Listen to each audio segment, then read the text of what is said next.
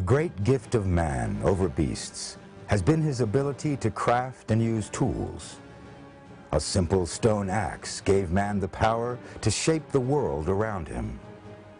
A spear could mean the difference between a family eating or starving. But the axe and the spear could also become weapons, as individuals and tribes and eventually nations struggled against each other in their fierce determination to survive.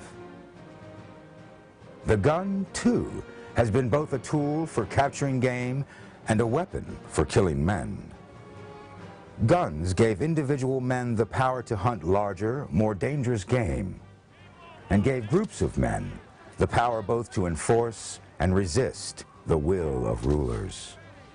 The United States of America is a nation born well after the invention of firearms, and whose size and influence expanded alongside the development and with the use of firearms.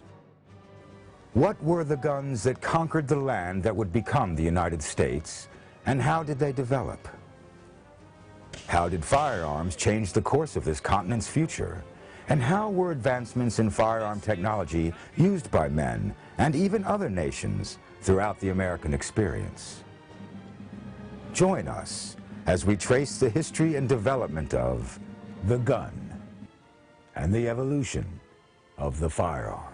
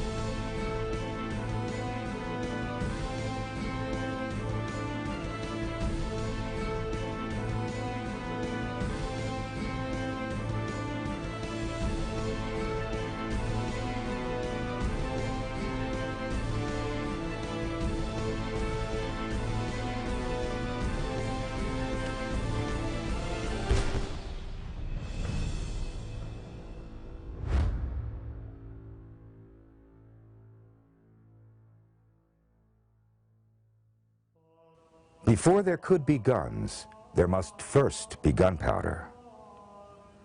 Over 1,000 years ago, a Chinese alchemist combined potassium nitrate with sulfur and charcoal with explosive results. It is commonly known that the carefully guarded secret mixture was used for fireworks, but the Chinese were quick to find military applications as well. Early weapons included gunpowder-packed arrows, which would blast off like a rocket to explode into enemy lines. Over the next centuries, they would develop the first cannons and grenades as well. The fire lance appears to be the first handheld firearm. A hollow bamboo tube was filled with gunpowder and some small projectile. The weapon had a range of only a few feet, so it was used in hand-to-hand combat, attached to the end of a spear. Gunpowder remained a Chinese secret until the 13th century. It may have made its way to the West as part of the Mongol invasions of Persia and Eastern Europe. A Franciscan monk, Roger Bacon, appears to have witnessed the creation and use of the powder in fireworks. He described the use of saltpeter, sulfur, and charcoal, and wrote around 1250 AD, "The sound of thunder may be artificially produced in the air, with greater resulting horror than if it had been produced by natural causes." Cannons were used by Moors in Spain in the mid-13th century, and then later, by the 14th century, the King of England was using cannons against the Scots. During the 100 Years' War, the English and French both dragged cannons to the battlefield. Perhaps it was inevitable that some brave and industrious person would attempt a smaller, handheld version of this thundering weapon. The original firearm was a hand cannon. Although there is evidence that hand cannons were used in 12th century China, it wasn't until the mid-1300s that they were used in Europe. These ancestors of the modern firearm truly were just hand-sized versions of the cannons used against castle walls. Simple metal tubes, usually made of bronze. On one end, a small touch hole is used to ignite the gunpowder. The other end is open, and from it blasts a deadly projectile and foul-smelling black smoke. It could fire a lead ball, a heavy stone, or even a handful of gravel. As fearsome as it might sound, the weapon was cumbersome. It was best mounted against a solid surface to keep it from blasting back into the chest of the gunner. The gunner must concentrate carefully when lowering a hot coal or burning rope to the touch hole, which meant that the gunner was not concentrating on the actions of his enemy. Accuracy suffered, and there is some debate regarding the effectiveness of these arms of fire as useful weapons in the field. Firearms development is obviously centered on the initial discovery and development of gunpowder, or as we call it today, black powder. It was developed in the Far East. The Chinese are credited with the first black powder developments. And it wasn't too long before black powder, originally used for rockets and for signaling and for fireworks, just as they are still currently used today to mark celebrations. Those were the initial uses that the Chinese put gunpowder to when it was first developed. It took a while for it to travel to the West and find a home in Europe, and it was through the introduction of gunpowder to the Europeans that firearms first began to show themselves on the scene. We know that as early as 1350, a hand cannon was developed that would fire projectiles with the aid of gunpowder. The gunpowder basically is a substance that, when ignited through a spark or other means, explodes, or basically, more technically, burns, creating a tremendous amount of gases and pressure that's ideal for pushing a projectile down a long tube or barrel as they evolved. As the 14th century advanced, so did the technology of the gun. Key advances included adding a wooden stock so that the gunner could brace the weapon on his shoulder. Even more important was the change in the ignition process. The goal was to allow the gunner to sight down the barrel of the gun while applying the igniting spark to the gunpowder. Gun makers conceived of a kind of locking system in which a lever, think trigger, was used to move the igniter to the powder. The matchlock was the first truly effective lock system and worked by lowering a slow-burning match to the ignition powder. The first firearm produced in large numbers was the arquebus, and it was put to furious use in the Italian wars of the 16th century. The arquebusiers, soldiers wielding these cutting-edge weapons, could have a tremendous impact upon opposing armies. Though the loading and firing of these old firearms can seem ponderous in comparison to modern guns, it had a faster rate of fire than the crossbow. Meanwhile, the arquebus could be mastered more quickly and in larger numbers than the longbow, and was more powerful than either bow. At first, the arquebus was particularly useful against cavalry, especially when partnered with pikemen. This pike and shot formation revolutionized the Spanish army, which used it to defeat the French in the Battle of Cerignola in 1503. The arquebus could fire a heavy lead ball, but it could also fire small shot, which would scatter into the face of a charging foe. In his commentaries, Captain Blaise du Montluc of France described some battles involving arquebusiers fighting alongside soldiers with more traditional weapons. The company I commanded was no other than crossbows, for at this time the use of the arquebus had not as yet been introduced among us. Then 6 Gascon arquebus came to us from the enemy, which I had received into my company. It wasn't long before de Montluc had squadrons of arquebusiers under his command. But he himself would fall victim to a shot from an enemy arquebus. He survived the wound, but his face was shattered. Would to heaven that this accursed engine had never been invented. I had not then received these wounds which I now languish under.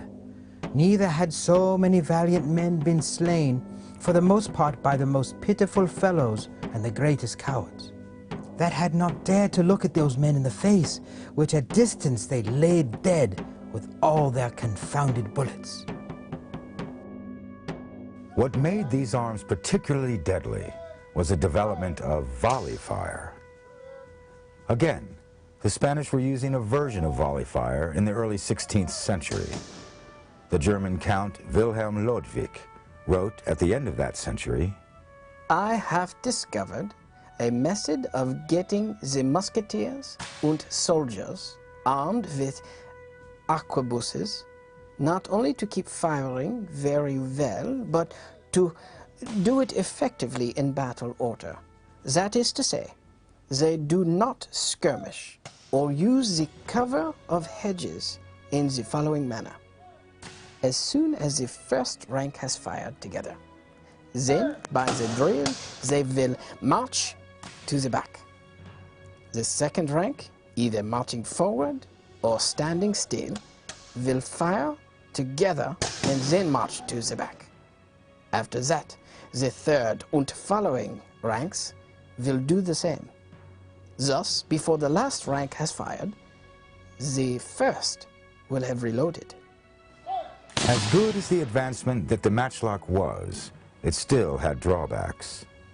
It was difficult to keep the slow match lit in wet weather, and in dry weather, failure to keep the lit match away from stored powder could have disastrous results. Unintended explosions aside, the burning match created both a glow that could be seen by an enemy at night and an odor that could be smelled, giving away the gunner's position. But this was the Renaissance period, and advances were taking place in all disciplines. The new art of gun making was not an exception. The wheel lock applied the engineering of clockwork to the problem of igniting gunpowder. The wheel lock was a spring-loaded steel wheel, wound tight like a watch until it caught or snapped against the trigger. When the trigger was pulled, the wheel would spin against a piece of pyrite, generating sparks which would then ignite the gunpowder in the priming pan. The wheel lock allowed cavalry to take greater advantage of firearms. It was difficult to keep the slow match of a matchlock gun lit while riding horseback, a problem eliminated by the wheel lock. It was also easier for cavalry to fire smaller, one-handed guns. Beginning in the 16th century, it was customary for cavalrymen in Europe to carry a brace of pistols into battle in saddle holsters. These were, after all, still single-shot weapons. But the complex design of the wheel locks meant that they were expensive to produce. The common soldier was not afforded such arms. They were more commonly used in hunting, while matchlocks were predominant in the militaries of Europe. Of course, what truly made the guns effective was the incredible destruction they wrought upon the human body. Even armored knights could be taken down at close range. For a time, armorers tried to compensate by building and designing heavier body protection.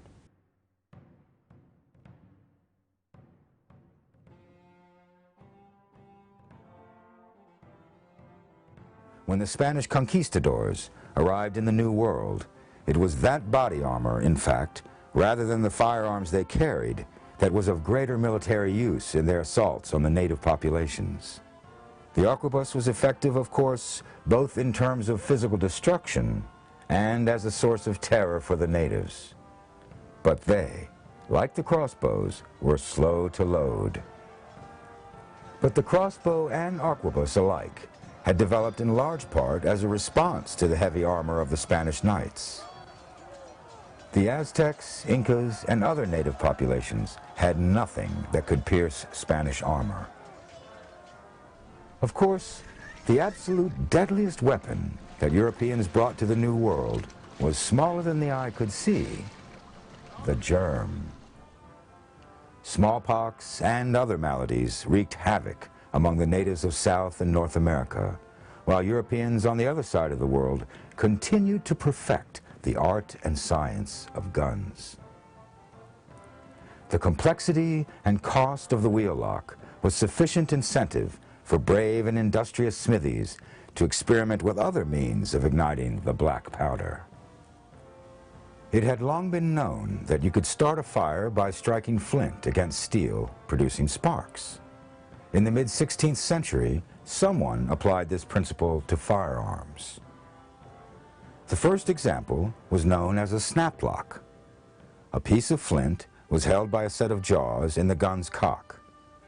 When the cock was pulled back, it would catch against a small lever.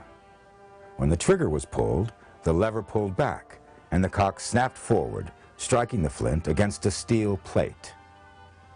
The force of the strike would push the plate back, exposing the gunpowder in the pan, at the same time that the flint drew sparks from the steel. Some gunsmiths in England, and later in America, included a safety catch called a dog lock. Although the snaplock system used flint against steel, it is not considered a true flintlock. These weapons were valued by militaries, but also by other, less reputable groups. The late 16th and early 17th centuries were the glory days for the infamous pirates of the Caribbean. These outlaw sailors terrorized ships and towns among Caribbean isles during colder months, and then struck out for New England during the heat of summer. Wielding cutlasses and flintlocks, the pirates were a fearsome threat to the unwary. Many New England pirates actually began as privateers, hired and commissioned by the colonies to strike at ships owned by England's enemies. But when England was no longer at war with those nations, the privateers could turn to piracy. To defend the colonies against external threats, including pirates, but more often hostile native tribes, governors established local militias. Every able-bodied male was expected to serve in the militia, and every home was expected to have at least one working firearm.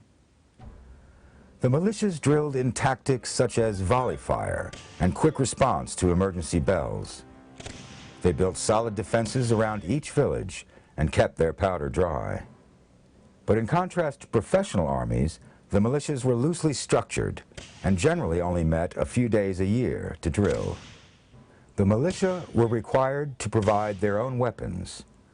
Often these were fowling pieces. These were popular for their versatility, able to fire a single large ball or a handful of shot for hunting waterfowl. English colonies struggled in their relations with the native populations. Though these were friendly relations at times, there were also periods of conflict. During a conflict known as King Philip's War, New England colonists and their own Native American allies battled against a confederation of other native tribes. In that war, a colonialist named Benjamin Church emerged to form a company of colonialists and allied natives. Church learned the natives' tactics for moving through the forests and swamps undetected and fighting a more guerrilla style than was known to Europeans. These were the first American Ranger forces, and Benjamin Church is considered the father of American ranging. These skills proved valuable, for the conflicts did not end when one of Church's native allies killed the so-called King Philip, a native chieftain. From the late 1600s, almost up to the American Revolution, there were a series of wars between English colonials and French colonials, each having their own allies among the Native American tribes. The most famous is the last one, known in America simply as the French and Indian War, ending in 1763. But there were others, with Europeans and natives alike, wielding muskets in their struggle for control of the New World.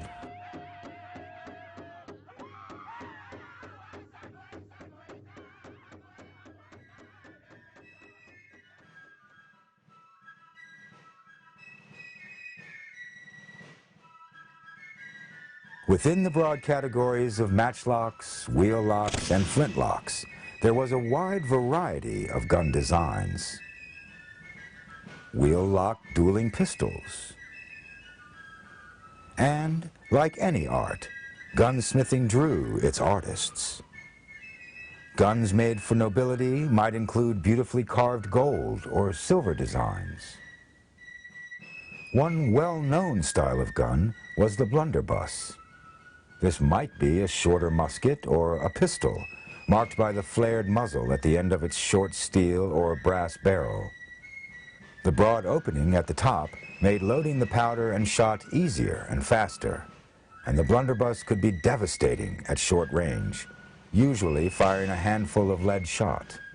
The blunderbuss is strongly associated with the Pilgrims in American minds, though those early colonists made use of other firearms as well. The 75 caliber flintlock musket, known as the Brown Bess, was the standard for British soldiers through 18th and early 19th centuries. The Brown Bess musket is English in origin, and this is based on the muskets they developed in the early 18th century, roughly around 1722. And these muskets are what won the English their empire around the world. These muskets are all roughly around 75 caliber, smoothbore muskets, and they use a flintlock as the system of ignition. And this particular example is a copy of the Shortland pattern musket that was developed just prior to the American Revolution. This example has the mark Tower on the lock plate, indicating that it had been inspected in the Tower of London. These things were battle winners in their time. They are smoothbore and inherently inaccurate. They're only accurate out to about 50 to 75 yards. Anything greater than that, the accuracy really drops off quite a bit. This thing is quite simply loaded. A soldier would take a cartridge from his cartridge pouch, normally worn at the waist or from a broad sling on their right hip. They would draw a cartridge from their pouch, bring it to their mouth, tear it open, pour a little bit within the pan, shut the pan, pour the remainder of the gunpowder down the barrel. They would draw out this long iron ramrod and ram the whole cartridge down with a tamp and return the rammer to the pipes just underneath of the barrel. Then the soldier was ready to fire. A good soldier was supposed to be able to fire 3 shots in a minute. I know I've seen people that can get between 4 and 5 shots in a minute with one of these. Is really quite a feat. The comparable gun among the French was the Charleville musket, a 69 caliber smooth bore musket. These muskets were standard issue for French infantry after 1717. Named for the armory in the Charleville-Mézières, Ardennes, France, the Charleville, like the Brown Bess and other smoothbore muskets, was accurate to around 50 to 100 yards. The 1717 Charleville had a pinned barrel, like the Brown Bess, but the 1728 model would have 3 barrel bands instead. This was easier to disassemble and clean, and was a stronger design for bayonet combat. The gun was about 60 inches long and about 9 pounds. The Charleville and Brown Bess were sturdy, dependable flintlocks, perfect for their intended purpose. The goal was not individual accuracy. When the armies of Europe met on the field, they gathered into formation and fired volley after volley of heavy lead balls into the opposing forces. The soldiers could load and fire roughly 3 shots per minute. As the smoke from the black powder made it difficult to see, even within the limited range of their guns, they did not place a high value on marksmanship. Once their shot was spent, the soldiers would affix bayonets. With bayonets attached, the long guns were effective pikes for use against cavalry and could be deadly hand-to-hand weapons as well. The Charleville and Brown Bess, like most firearms of that day, were smooth-bore muskets. It had been known for some time that a rifled barrel could fire a bullet further and more accurately. A rifled barrel has a pattern of twisting grooves which gives the projectile a spin as it leaves the barrel. That spin gives the bullet stability. But rifled barrels were more prone to fouling by the black powder used during that period. Also, for a bullet to take advantage of the rifling, it would need to fit tightly into the barrel. This made loading more difficult. Smoothbore guns like the Brown Bess and Charleville could be reloaded more quickly, and military tactics at the time did not require the range or accuracy afforded by rifles. But hunters could appreciate both of these characteristics. In America, in the mid-18th century, rifles were being made by smiths in Virginia and Pennsylvania.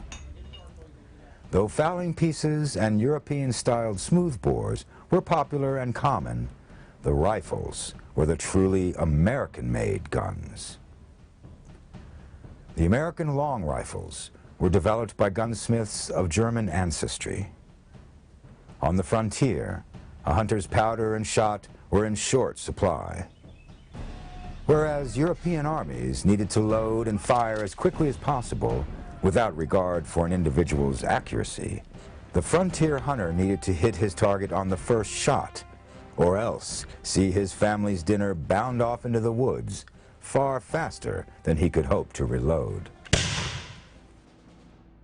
The time would come when the ranger tactics, learned and developed by Benjamin Church, and the marksmanship of the American hunters would be put to a different use. Tensions between the American colonies and the British government were growing. Committees of safety were cropping up all over the colonies, taking control of the militias, watching out for royal encroachment on colonial rights, and eventually gathering arms for the coming conflict. When I was a kid growing up and reading about the causes of the American Revolution in the history books in school, I was under somewhat of a misguided notion that the American Revolution began because of a number of things that had set the colonists off against King George III. Unreasonable taxes, tax without representation, the Boston Massacre, the Boston Tea Party, all these things had conspired to ferment a level of unrest in New England. And the American Minutemen were called to bring out their squirrel rifles after Paul Revere's ride and meet at Lexington Green, and they started the American Revolution on the morning of April 19th, 1775. The thing that I found through more research and study is that it was far more involved and evolved than that. The American Revolution had its seeds going back to the French and Indian War almost 20 years earlier. Certainly 10 years earlier when things like the Boston Massacre occurred. The Colonials had a great stock of personal firearms, as they were used by just about everybody for personal sustenance, to be able to hunt with, to provide meat on the dinner table. For those living in an urban setting such as Boston, Cambridge, New York City, there were committees of safety that had been established. Those were basically local militia units. And at that time, they weren't seen as being used in the defense of the colonies against the Crown of England, but more for the mutual protection and defense against whether it was the French or still prevalent bands of Native Americans. Not everybody had a rifled, musket or long rifle, but where committees of safety were established, they had firearms that equaled or surpassed the quality of the Brown Bess of the British infantry. These were generally 69 or 75 caliber muskets, smooth bores. When Paul Revere did make his famous midnight ride on the night of April 18th and alerted the countryside to the fact that General Gage had sent yet another column out into the countryside near Lexington and Concord, he was alerting the Minutemen to come to their rally points. This time, the reason for the marches outside of Boston was different from all the other different marches that the British troops had made in the years leading up to that one morning. This time, Gage's orders to Major Pitcairn were clear and precise.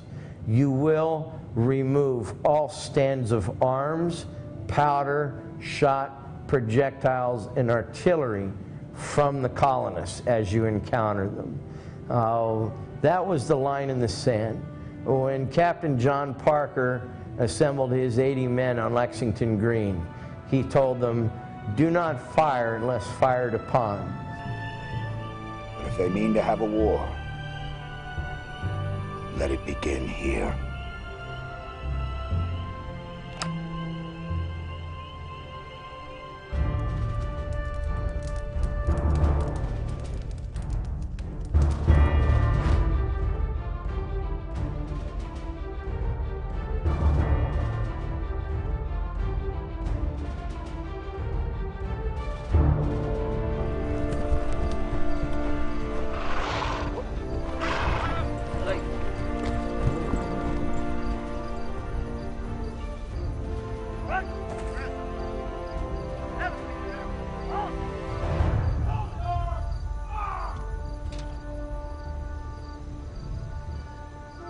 Throw down your arms and disperse, you damned rebels!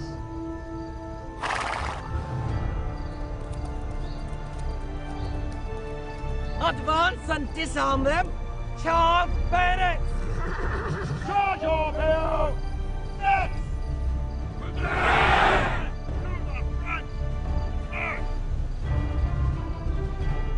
Fire! Do not fire! Do not fire! Go home! Fall back!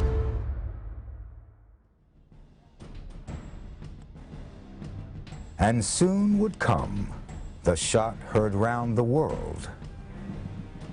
Patriots throughout the colonies would put muskets to shoulder and fight for their liberty. A liberty that would be forged in battle, achieved and defended by the American gun and the evolution of the firearm.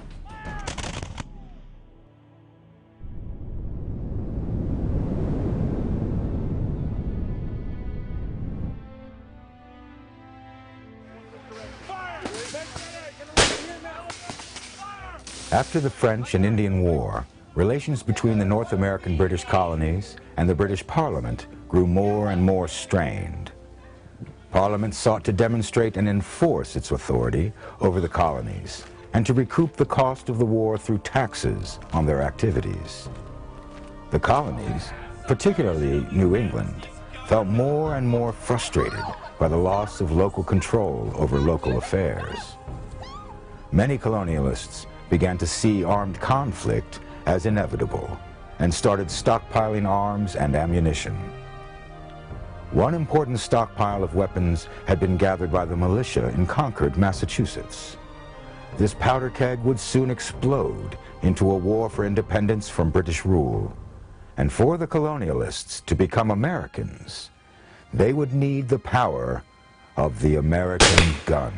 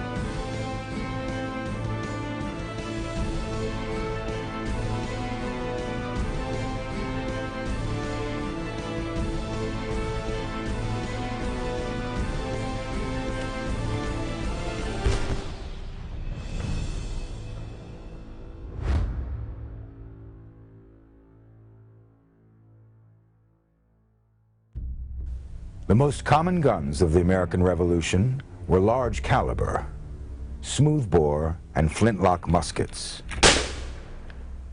In the British Army, the firearm of choice was the British Army land-pattern musket, which is known by its nickname, the Brown Bess.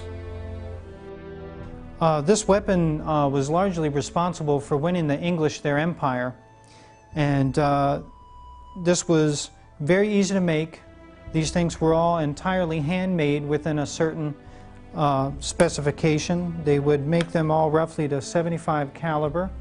The Brown Bess musket, this is an example of the short land pattern, was used just prior to the Revolution, but the Brown Bess as a small arms design dates from the early 18th century, around the 1720s, and these were used up till the 1830s roundabout, where they switched over to the percussion system and the Enfield rifle musket. Many of these old Brown Besses had been used during the Napoleonic Wars, although in a slightly updated version. Many of the colonials, in the militias and in the Continental Army, would use the Brown Bess. Another common musket among the patriots was the French pattern musket, called the Charleville. The Charleville had been used by the French infantry for years. The 1763 and 1766 models were common in the colonies during the war, purchased by the Congress and secretly imported from France. When the French entered the war, their infantry were also carrying Charlevilles, including the newly designed 1777 model. The Americans also had guns made right in the colonies. Committees of safety were established in the colonies to organize and equip their militias. They ordered guns built by local gunsmiths, who frequently followed the design of the Brown Bess. Congress would eventually establish a Continental gun factory in Lancaster, Pennsylvania, where gunsmith William Henry and his workmen produced arms for the Revolution. In addition to muskets and rifles, military officers and some soldiers also carried handguns. Like the long guns, they were all flintlocks. They were deadly at close range, but were inaccurate at any significant distance. These large caliber, smoothbore flintlocks could fire a single large lead ball, but they could also fire a handful of lead pellets, like a shotgun. George Washington would later encourage his men to load their muskets with a buck and ball. This meant loading the gun with one standard musket ball, probably 69 caliber, and 3 to 6 buckshot pellets. This greatly increased the probability of hitting one of the enemy while maintaining the deadly power of the large caliber gun. With the smoothbore muskets used by most of the troops, it was all but impossible to shoot with any real accuracy over any significant distance, making the buck and ball system an attractive option. But that wasn't true for rifles. A rifled barrel has a pattern of twisting grooves, which gives the projectile a spin as it leaves the barrel. That spin gives the bullet stability, allowing an accurate shot over a greater distance. But rifled barrels were more prone to fouling by the black powder used during that period. Also, for a bullet to take advantage of the rifling, it would need to fit tightly into the barrel. This made loading more difficult. Smoothbore guns like the Brown Bess and Charleville could be reloaded more quickly, and military tactics at the time did not require the range or accuracy afforded by rifles. But hunters could appreciate both of these characteristics. And by the time of the American Revolution, shooting competitions were held for riflemen to demonstrate their prowess. The American long rifle is sometimes called the Kentucky rifle, due to a popular song called The Hunters of Kentucky, which lauded the heroics of frontiersmen during the War of 1812. But rifles were actually made in most of the colonies, and particularly in Pennsylvania, Virginia, and the Carolinas. They were originally designed by German gunsmiths who had immigrated to the colonies. They redesigned the German Jaeger rifle, lengthening the barrel to 44 inches or even longer to improve the gun's accuracy. Rifles were the first truly American-made firearm. Smoothbore muskets like the Brown Bess, Charleville, and the Committee of Safety guns were still more common in New England. Guns such as these, along with powder and ammunition, were stored by the Massachusetts militia at Concord. A provincial congress in Boston had directed Massachusetts towns to establish a rapid response militia, men who could be called upon to grab their guns and go wherever they were needed on a minute's notice. The Congress approved the purchase of arms, powder, and ammunition, which were to be stored until needed. In early April 1775, the militia received word that the British knew of the stockpile and were moving to seize it. The militia were able to move most of the supplies out, distributing them among nearby towns. At 2 a.m. on April 19th, about 700 British regulars, including light infantry and grenadiers, marched out of Boston toward Concord. As they marched through Lexington, they had their first encounter with the Massachusetts militia. Captain John Parker and 75 armed militiamen stood at attention. Greatly outnumbered, Captain Parker had told his men not to start a fight. As the British advance party eyed the militiamen, someone's trigger finger itched. No one knows who fired that shot heard round the world, but Captain Parker testified that it wasn't any of his men. In response to that first shot, the British fired a volley into the militia and then charged forward with their bayonets. Bayonets turned the long muskets into spears and pikes to be used in deadly hand-to-hand combat. Bayonets were a military addition to the gun. Expert riflemen in the colonies might have far more skill than British troops as marksmen, but they had no experience with the bayonet. A British bayonet charge could be terrifying to the Americans, and for good reason. The accuracy of the smoothbore muskets was so poor that most shots never struck flesh. But the bayonet could stab and cut through that flesh to deadly effect. That day, in Lexington, Massachusetts, the British bayonet charge accounted for most of the 8 militiamen killed and 10 wounded. Only a single British soldier was wounded. The British troops moved on to Concord, where they found the small amount of supplies that had not been moved and burned them. As they marched back to Boston, however, the British were attacked by Minutemen who had gathered after hearing the shots fired and seeing the smoke in Concord.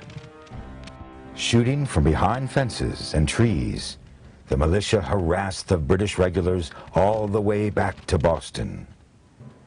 The colonists were demonstrating those military tactics that they had learned from the natives, a guerrilla style of hit and run, shooting from concealment at a larger but less mobile force.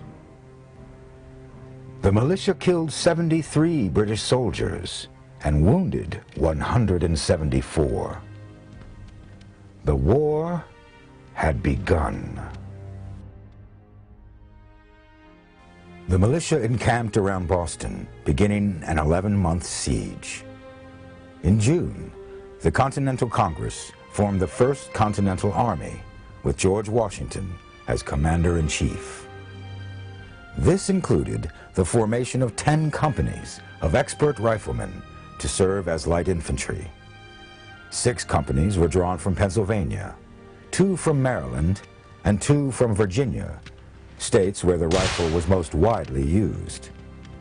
These riflemen were expected to provide their own arms, powder horn, shot pouch, and other equipment.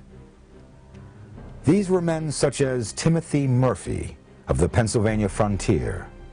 The son of Irish immigrants, Timothy and his brother John enlisted in Captain John Loudon's company of Northumberland Riflemen, where he demonstrated himself an expert marksman, able to hit a 7-inch target at 250 yards.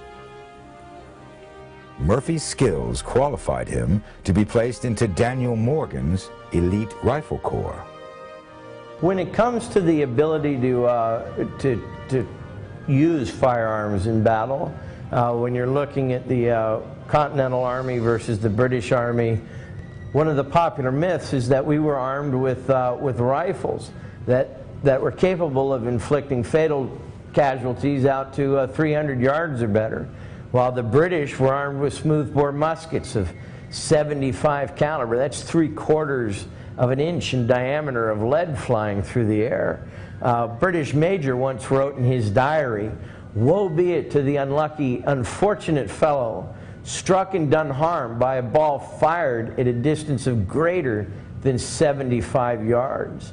That was true for the smoothbores. The rifles could reach 3 times that distance.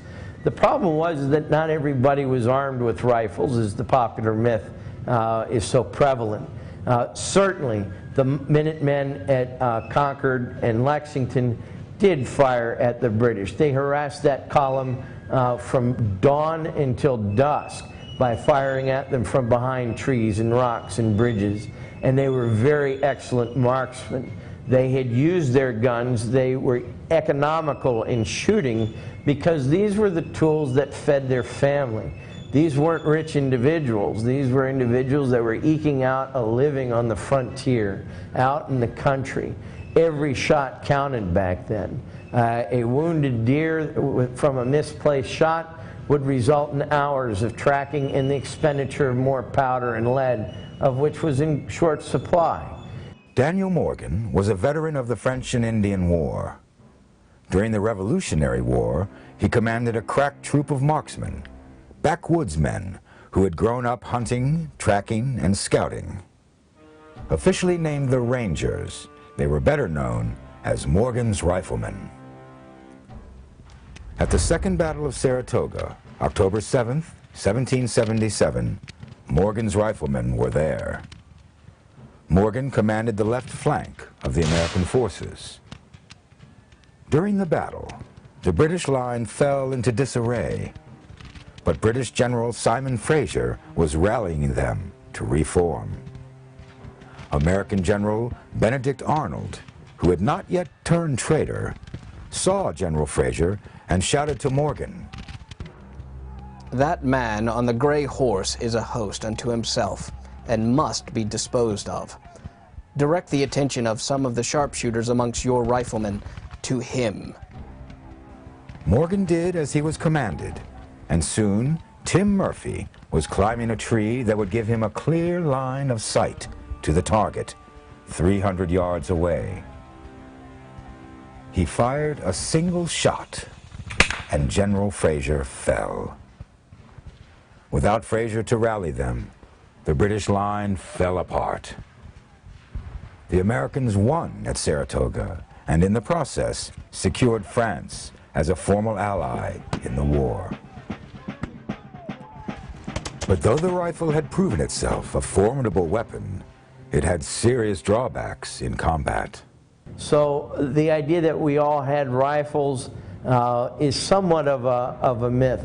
The Continental Army was equipped with muskets that were very similar to the British muskets. And when the two armies met, they generally met closing at distances of less than 100 yards, firing smoothbore muskets at each other. But the riflemen, the American side, did have a greater number of individual riflemen. The problem is that they were going up against the best trained army in the world at that time. These British redcoats had tremendous military discipline. They had been professional soldiers. They weren't volunteers, they weren't new recruits. The American army was basically inexperienced. There were a few that had experienced the French and Indian Wars and some of the colonial wars with the Native Americans in the area, but very few of them had the type of training, the type of discipline that the British soldier had. When it came to actually fighting on the field, we were at a distinct disadvantage. When the British, however, actually saw the effectiveness of rifled musketry on their ranks from the Continental Army and the units that were using rifles, they adopted a regiment of riflemen themselves, but they never put them to their tactical advantage. The smoothbore muskets, like the Brown Bests, were the standard infantry weapons for a good reason. They could be loaded and fired much more rapidly than a rifle. For a bullet to benefit from the gun barrel's rifling, it must fit snugly into the barrel. It could take a full minute to load a rifle. First, the powder is poured from the powder horn into the powder measure to ensure the proper amount of powder. Or riflemen might choose just to eyeball it. The powder is then poured down the barrel of the rifle. Then the rifleman prepares the patch, a moistened or greased bit of material. The lead ball is rammed down the barrel carefully on top of the patch using a ramrod.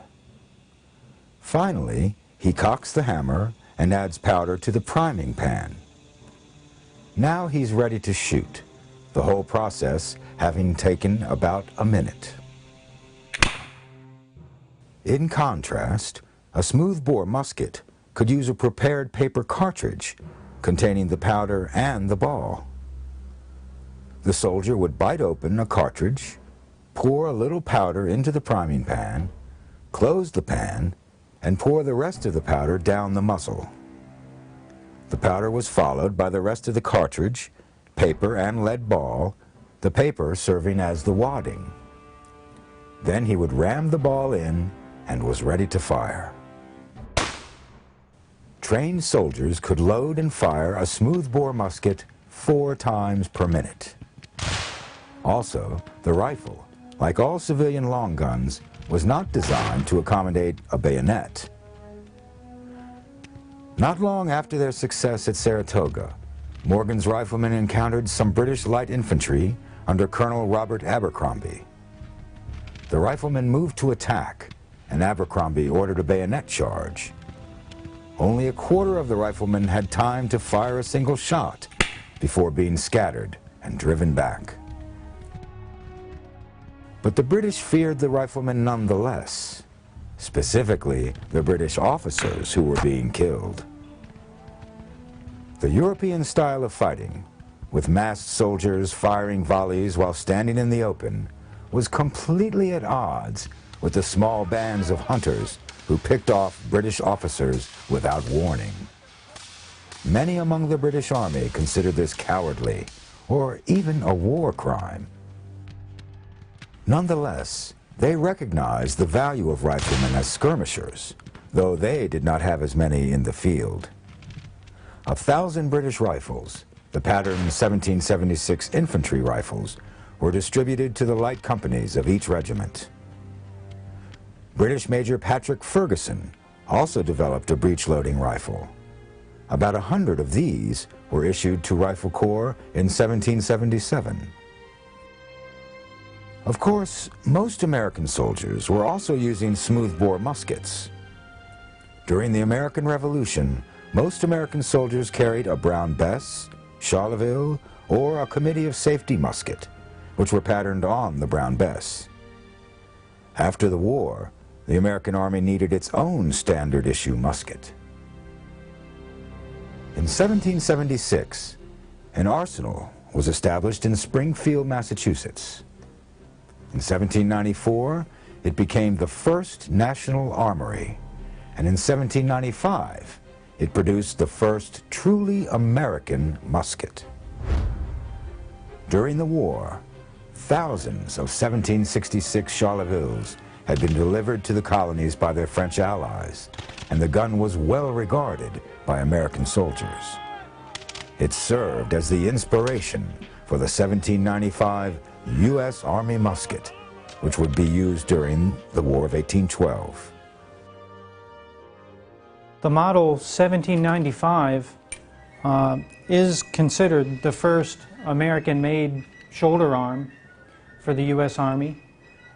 This particular example is a copy of the 1795 made in Springfield, Massachusetts, but along with the arsenal in Massachusetts, there was an arsenal in Harper's Ferry, Virginia, that produced a copy of the 1795. This musket is almost an exact copy of the model 1777 Charleville musket given to us by the French government to support our revolution. It works like any flintlock. It uses a simple piece of flint in the lock mechanism that strikes against this steel face, a frizzen, or a hammer, as they called it during the 18th century. This is actually the cock, and this is the hammer. When you cock it, full cock, and press the trigger, a shower of sparks goes into the pan, igniting about a teaspoon's worth of gunpowder in the pan.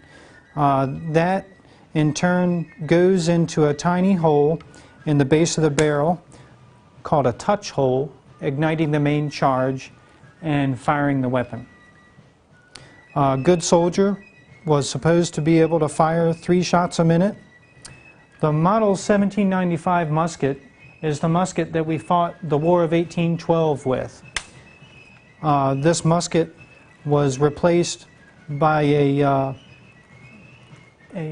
model of 1816, which had only a couple improvements, namely the pan, rather than iron, it was made of brass and less susceptible to powder fouling and corrosion.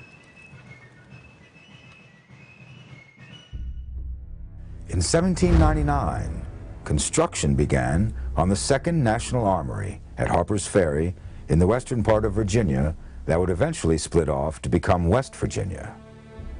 By 1810, over 10,000 muskets, rifles, and pistols were produced each year. A notable model musket produced at both the Harper's Ferry and Springfield armories was the Model 1816 Flintlock musket. The Model 1816 was an improvement on the Model 1812, which had borrowed its design from the French Charleville 1777. The 69 caliber barrel was 42 inches long, like the 1812, but the Model 1816 had a longer lock plate, a shorter trigger guard, and a longer bayonet. In total, the musket was 58 inches long. Further improvements were made in 1822 1835, 1840, and 1842. Almost 700,000 model 1816 muskets were manufactured at Harper's Ferry and Springfield between 1816 and 1844, more than any other U.S. flintlock musket. These were the muskets used to defend the Alamo in San Antonio, Texas in 1836, and by the U.S. Army in the Mexican-American War. A major innovation occurred in 1839 that would solve one of the greatest problems plaguing flintlock guns, which was they didn't work well in wet weather. If the powder became wet while it was added to the priming pan, the primer charge wouldn't ignite, and therefore neither would the gunpowder that would fire the bullet. Patented in 1822, the percussion cap was a small copper cap containing mercury of fulminate. The cap could be attached to a nipple and tube leading into the barrel of the gun. When the trigger was pulled, the gun's hammer would strike the cap, sending a flame through the nipple and tube into the barrel, igniting the gunpowder and firing the bullet. After the development of the percussion cap, many flintlock muskets were converted to the percussion system. This was a relatively simple conversion, as most hardware for the percussion system is exactly the same as the flintlock. The first standard U.S. rifle to use the percussion system was the M1841 Mississippi rifle. This is a model 1841 U.S. rifle, nicknamed the Mississippi, not because it was made in Mississippi, but because a regiment of Mississippi volunteers, commanded by a man named Jefferson Davis, who was later to become the President of the Confederate States of America, commanded a regiment of Mississippi volunteers armed with the Model 1841 rifle in the Battle of Buena Vista during the Mexican-American War. The Battle of Buena Vista was fought in February of 1847, and the Mississippi volunteers were instrumental in winning that battle for the Americans. They checked an assault by Mexican forces. This weapon is 54 caliber, and it's extremely unique because it is the very first shoulder arm in the U.S. arsenal with a percussion system. The percussion system is really quite simple. It has a cone, or a nipple as it's called, and a small percussion cap would be fitted to that. The cap was full of fulminating mixture called mercury fulminate. When you cock back the hammer to press the trigger, the hammer strikes the cap, sending a hot jet of flame through this bolster into a hole in the barrel, igniting the main charge. It's really loaded very much like any muzzle loader. The main cartridge would be poured down the muzzle here and rammed home with the ramrod. Because this weapon has a great deal of brass furniture, was considered a very attractive weapon for its time. It's got a brass muzzle strap up here, brass band, brass trigger guard, patch box, and butt plate. First regulation smoothbore musket with a percussion lock was the 1842 Springfield musket. Produced at both Springfield and Harper's Ferry, the 1842 model was a further development of the 1816 model. The original smoothbore 1842 model and a modified rifled version were used extensively in the Civil War. The next major development in firearms was not the gun, but the bullet. The mini-ball was developed by French Army officer Claude-Étienne Minier. The mini-ball was a muzzle-loading, spin-stabilizing bullet for rifled barrels. With a cone-like shape similar to the modern idea of a bullet, it was made of soft lead and had a hollowed base. Rather than the traditional bullet for a rifle, which had to fit tightly into the barrel, the mini-ball was slightly smaller than the hollow of the rifle's barrel. When the gun was fired, the hollow base of the ball would expand, catching the grooves of the rifled barrel and taking full advantage of the increased speed and accuracy that the spin provided. Because the mini-ball was slightly smaller, it was much easier to ram home than traditional bullets in a rifle. The mini-ball would first be used extensively in Europe in the Crimean War. It would prove deadly there, and again in the American Civil War. While these developments were being made in muskets, rifles, and bullets, major innovations were taking place with handguns as well. And the greatest innovator of American handguns was Samuel Colt. As the slogan said, God created man, Sam Colt made them equal. Colt's first patent was the 1836 Patterson revolver. It was an innovation in firearms design and technology. Now, that's not to say it was the first firearm that had a revolving cylinder on it, or the idea of a revolving cylinder. There had been many before. The Collier, the list of names that you don't recognize goes on and on, only to be found in the dusty records of the Patent Office. The reason why Colt is today a household word is because Colt's design was the first practical revolver. It was the first one that actually worked. Now, Colt produced a number of different models of this gun at Patterson, New Jersey, the plant that he worked from over Patterson Falls.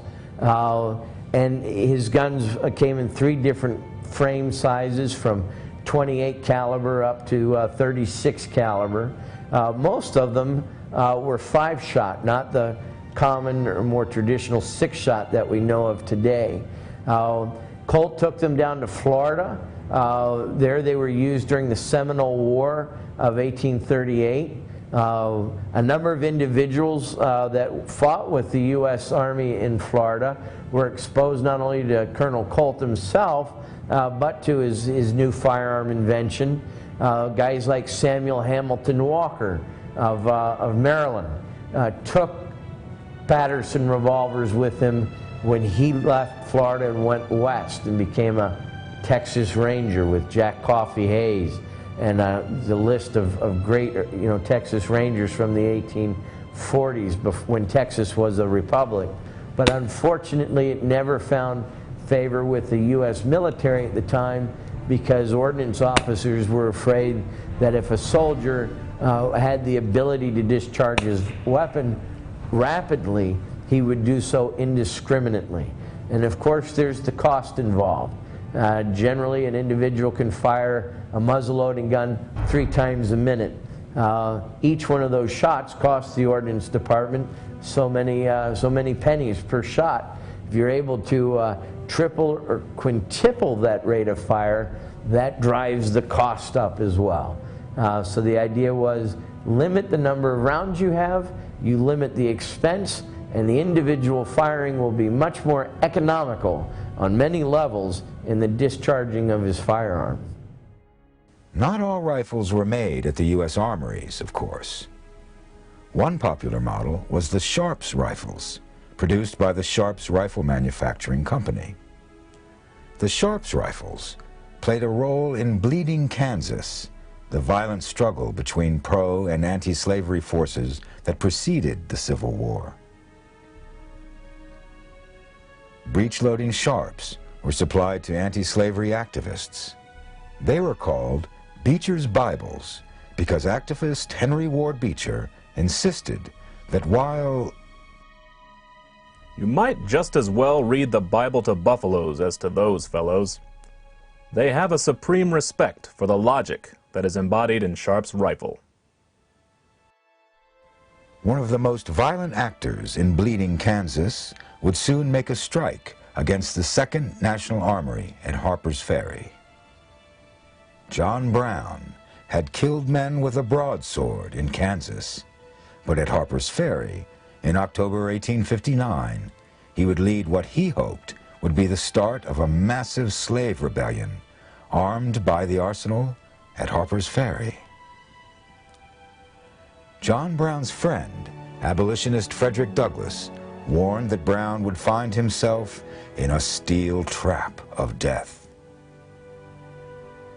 Colonel Robert E. Lee led a force of Marines to stop insurrection. Douglas' prediction was correct.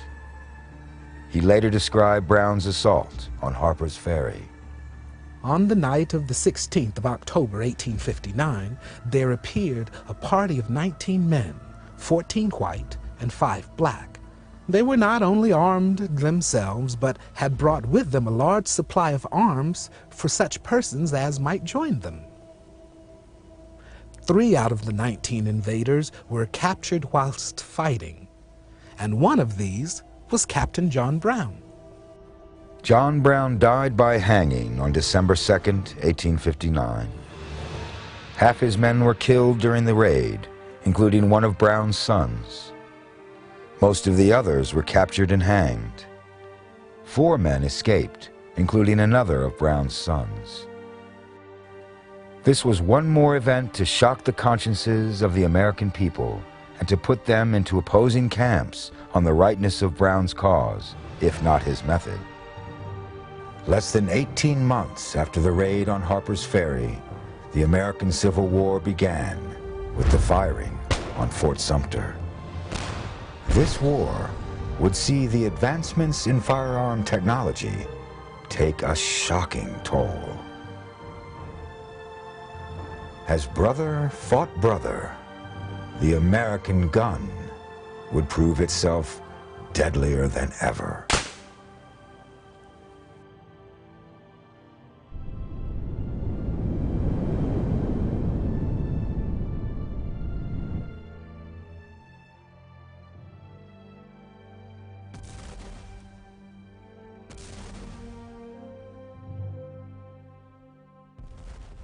When the guns fired on Fort Sumter in April 1861, the federal government had about 500,000 shoulder arms held in arsenals in northern states.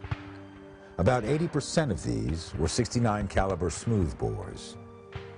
The southern states possessed only about a third as many long guns, many seized from federal arsenals, and again, most were smoothbore muskets.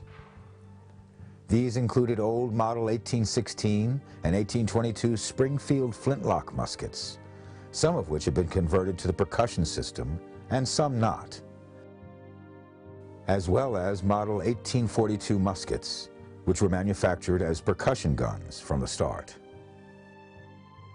Both sides could raise more troops and they could quickly arm, and there was a massive effort to build or buy as many guns as possible. Eventually, millions more muskets, rifles, carbines, and revolvers would be delivered to Union and Confederate soldiers. The Civil War would lead to dramatic advancements in the gun and the evolution of the firearm.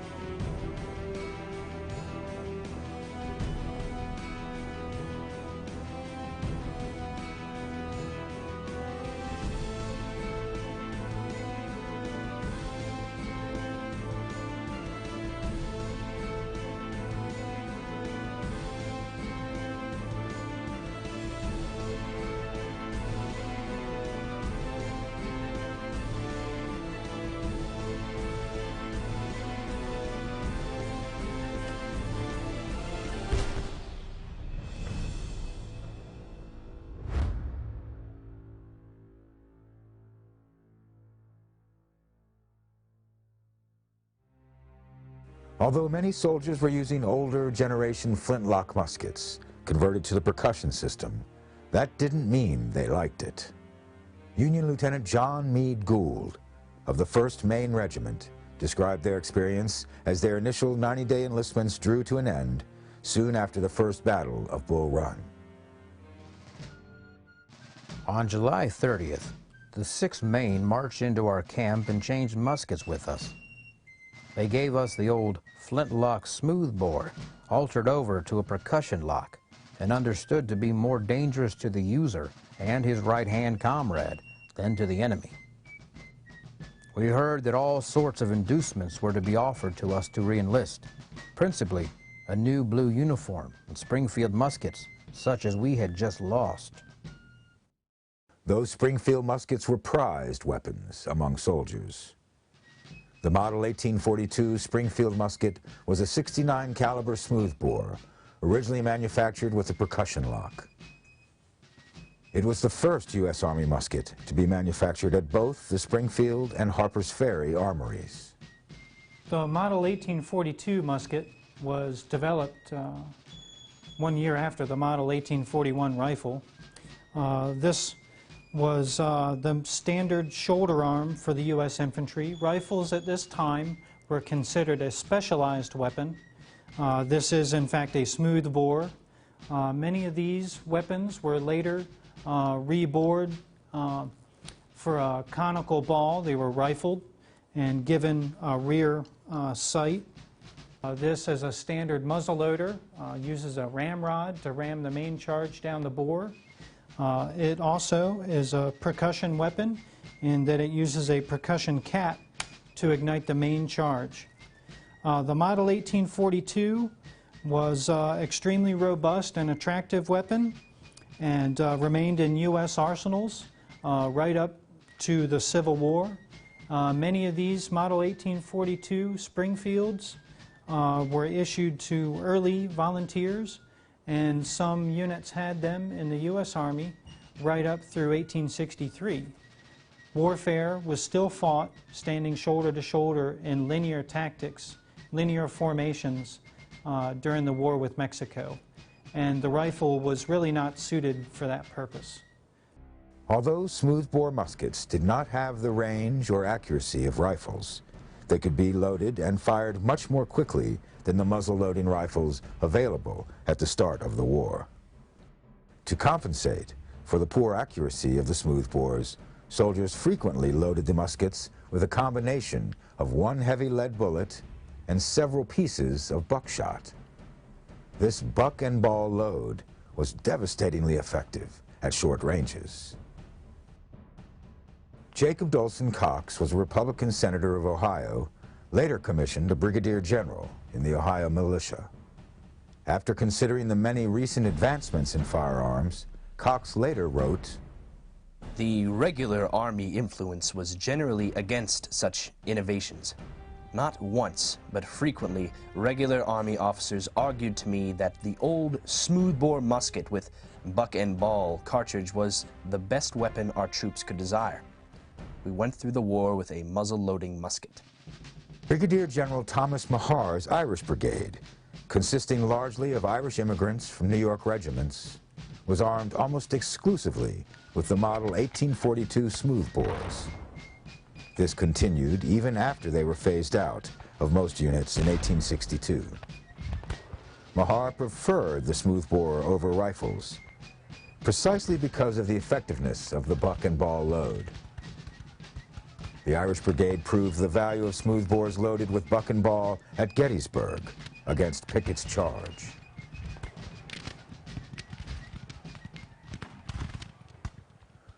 But of course, the rifle had substantial advantages over the smoothbore in terms of range and accuracy. Therefore, in 1855, the armory in Springfield, Massachusetts began planning a rifled musket that would have a unique design. The 58 caliber model 1855 rifle was a departure from the 69 caliber muskets that the U.S. armories had been producing for decades. Testing by the Army had demonstrated that the smaller caliber rifles were more accurate with the new conical mini bullets. The model 1855 was a muzzle-loading rifle, but had an unusual firing system. The new Maynard tape primer was used in place of the percussion caps, which were themselves a fairly recent improvement over the Flintlock firing systems that had been used for centuries. A dentist by the name of Edward Maynard developed the tape primer as an inexpensive manner of containing the mercury of fulminate, which would ignite when struck, in turn igniting the gunpowder to fire the bullet. The tape primer looked and worked much like the strips of caps used for toy cap guns. As the gun was fired, the tape would advance, ready for the next shot.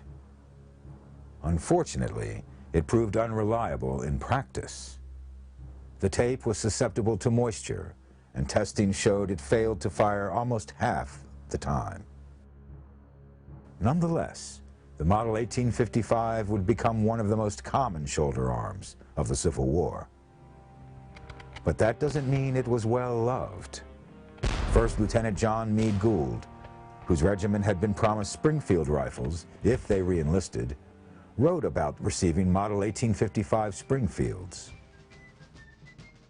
The entire regiment had the Springfield rifled musket, caliber .58, with the Maynard primer attachment, a contrivance never used during the war to our knowledge, and I believe it was left off of all muskets manufactured after the first few thousand. Dr. Maynard founded the Maynard Arms Company, which contracted with the Massachusetts Arms Company to produce a breech-loading rifle of his design. Although not produced in close to the same numbers as the muzzle-loading Springfield rifles, they were well regarded.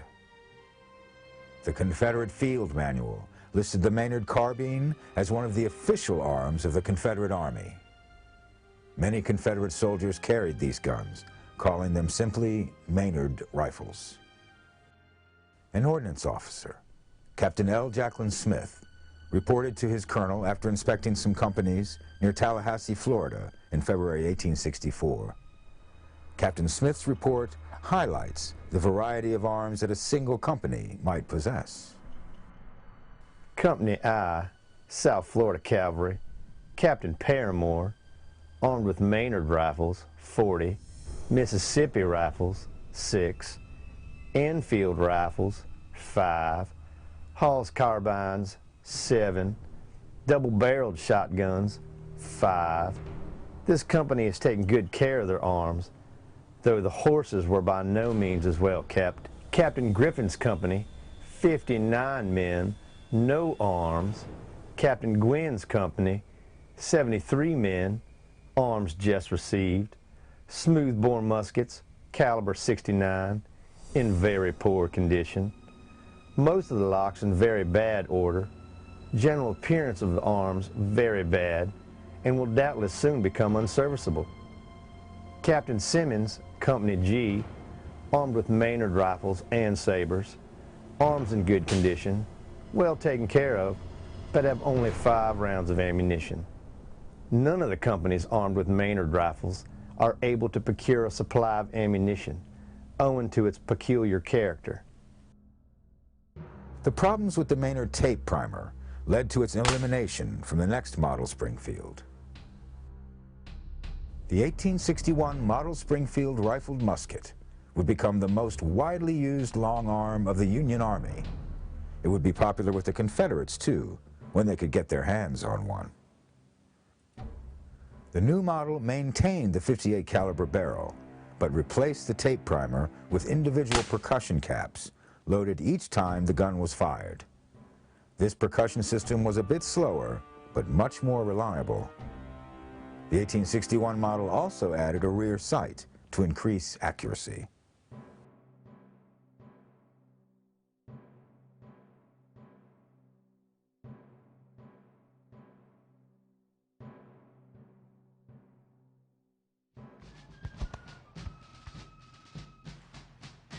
The Union soldiers loved their Springfield rifles.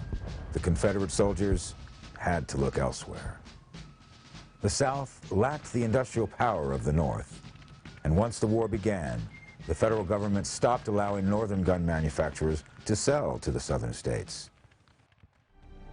At the beginning of the war, on April 18, 1861, the Union soldiers based at the Harper's Ferry Armory set it on fire in an effort to prevent it from falling into the hands of the Virginia militia marching toward them.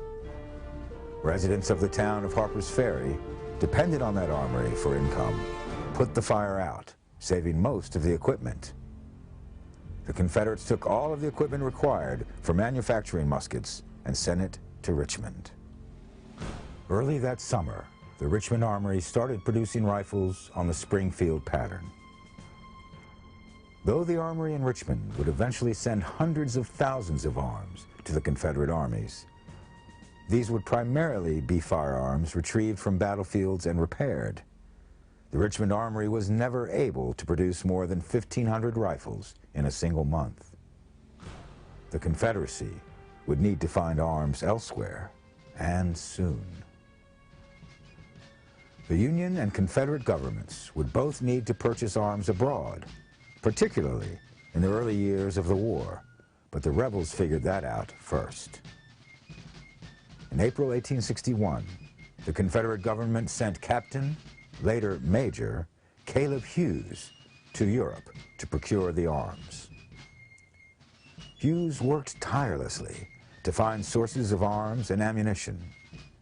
The Confederacy had no access to international credit, but Hughes was able to purchase arms using King cotton. Literally millions of pounds of cotton were traded for weapons needed by the Confederacy. In his Rebel War Clerk's Diary, published after the war, Clerk J.B. Jones wrote, regarding Hughes and other purchasing agents, August 23rd, 1861. No arms yet of any amount from Europe, though our agent writes that he has a number of manufactories at work. The U.S. agent has engaged the rest. All the world seems to be in the market buying arms. Mr. Dayton, U.S. Minister in Paris, has bought 30,000 flintlocks in France, and our agent wants authority to buy some too. He says the French statisticians allege that no greater mortality in battle occurs from the use of the percussion and the rifled musket than from the old smoothbore flintlock. This may be owing to the fact that a shorter range is sought with the latter. But the Confederate government wasn't looking for flintlocks.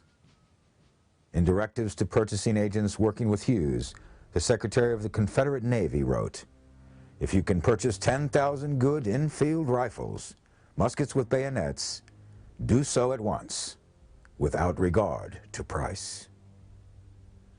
Hughes negotiated contracts with the best rifle manufacturers in Great Britain for purchase of the model 1853 British Enfield rifle.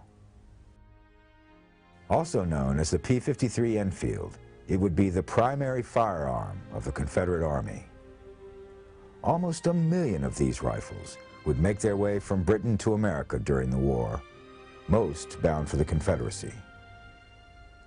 The P-53 Enfield was a .58 caliber percussion ignition rifle.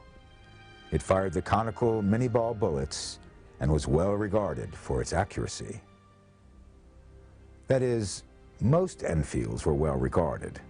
Thanks to Hughes's efforts, the Confederacy was able to purchase almost all machine-made Enfields with interchangeable parts.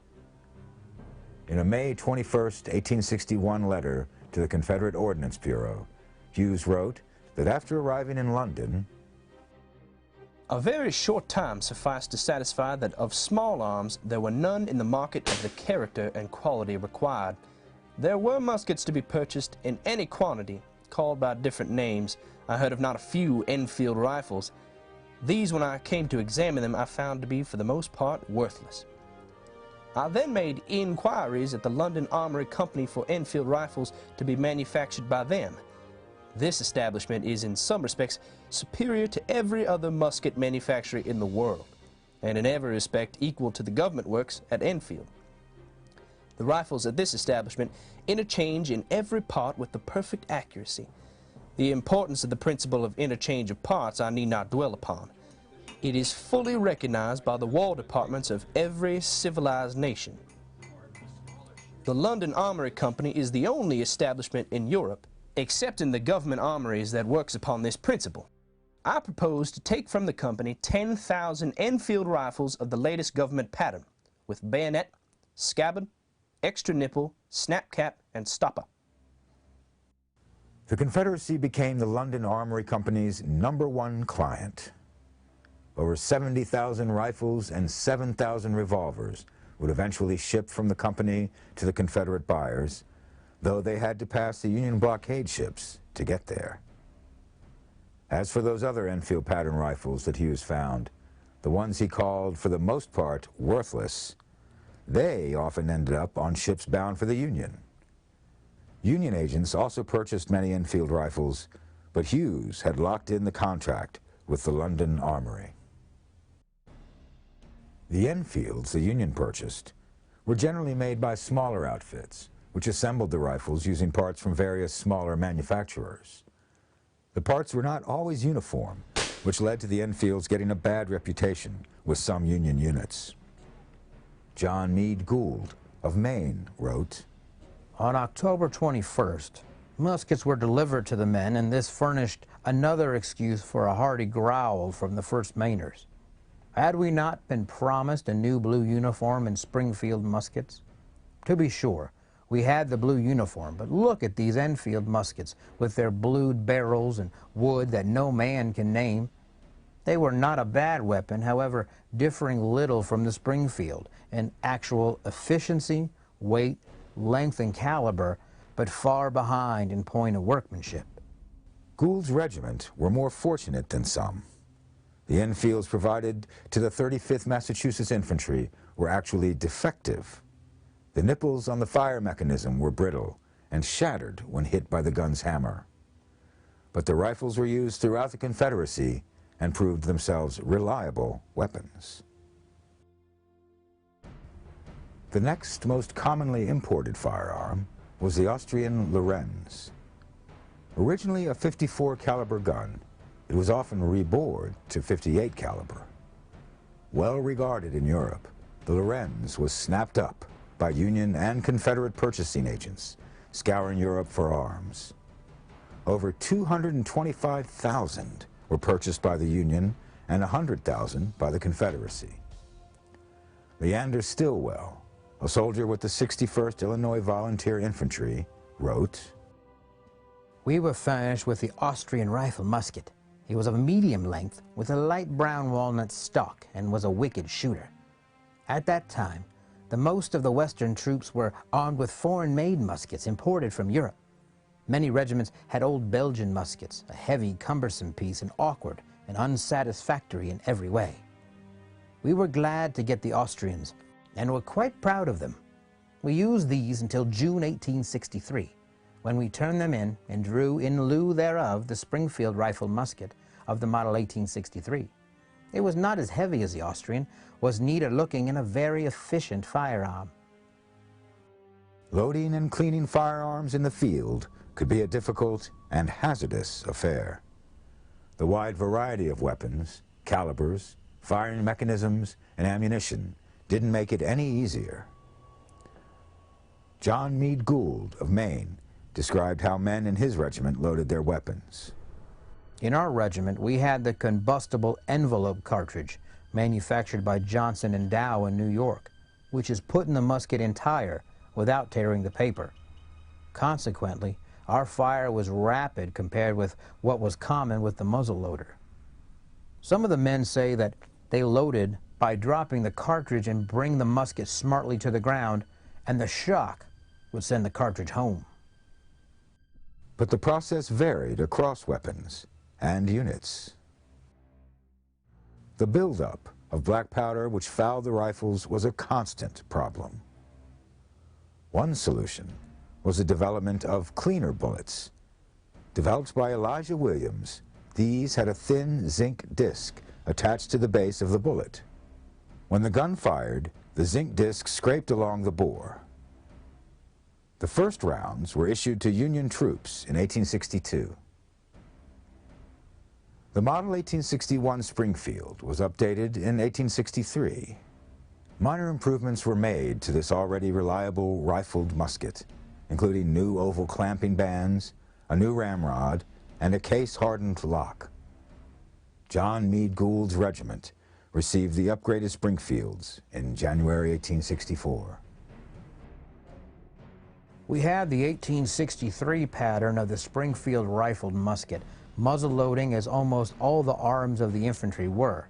and differing from those we had before in a number of small points, having among other things heavier bands and no Maynard primer. It was the best musket we ever had. So far, we have mostly looked at the long arms of the Union and Confederacy, but handguns were prized weapons as well. The most widely used revolver of the Civil War was the .44 caliber 1860 Colt Army model. Over 125,000 were purchased from Colt's manufacturing company by the Union and sent to troops in the field. In the months leading up to the war, some southern states stocked up on arms from Colt and other manufacturers, but the federal government put a halt to that after the outbreak of hostilities. A muzzle-loading, single-action, 6-shot revolver, the Colt Army model was accurate up to about 100 yards. The 1861 Colt Navy model was similar to the 1860 Colt Army revolver, but with a slightly shorter barrel and less recoil. The model 1851 Colt Navy revolver is termed Navy not because it was intended for issue to Navy personnel, but because it had a Navy motif engraved upon its cylinder. This particular pistol is 36 caliber, and it is a cap and ball revolver because it takes percussion caps to fire it. And you can load this pistol with loose powder and ball, but you can also use a pre-made paper or linen cartridge. To load this weapon, it's really quite simple. You put it on half cock. One click of the hammer will free up the cylinder to rotate freely. Underneath the barrel on this hinged pivot is a ramrod. You unclip it simply from its catch under the barrel, and that frees it up for movement. You'll move it upright, and you'll load the powder and the ball in each cylinder. As you rotate it, you'll ram that down with the rammer, like so.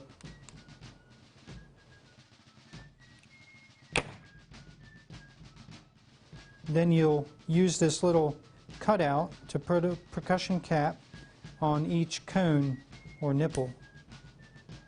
Once all 6 of those are loaded, a process which can take about 10 minutes roughly, sometimes a lot less, then you're ready to fire.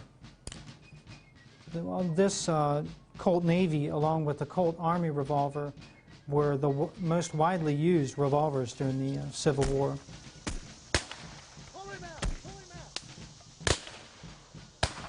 Handguns were prized weapons, but hard to come by except for cavalry and officers. John Meade Gould of Maine wrote of an experience demonstrating the value of a gun that could fire 6 times without reloading. The story of Walton, as told by the citizens, is brief. He was far behind the regiment when the rebel cavalry made a dash upon the stragglers. Walton fired and ran into the field, thinking perhaps that the fences would save him from pursuit. Some fine rider, the citizens said it was General Ashby himself, followed him and called surrender. Walton still retreated, loading. He was a stubborn, self-willed fellow.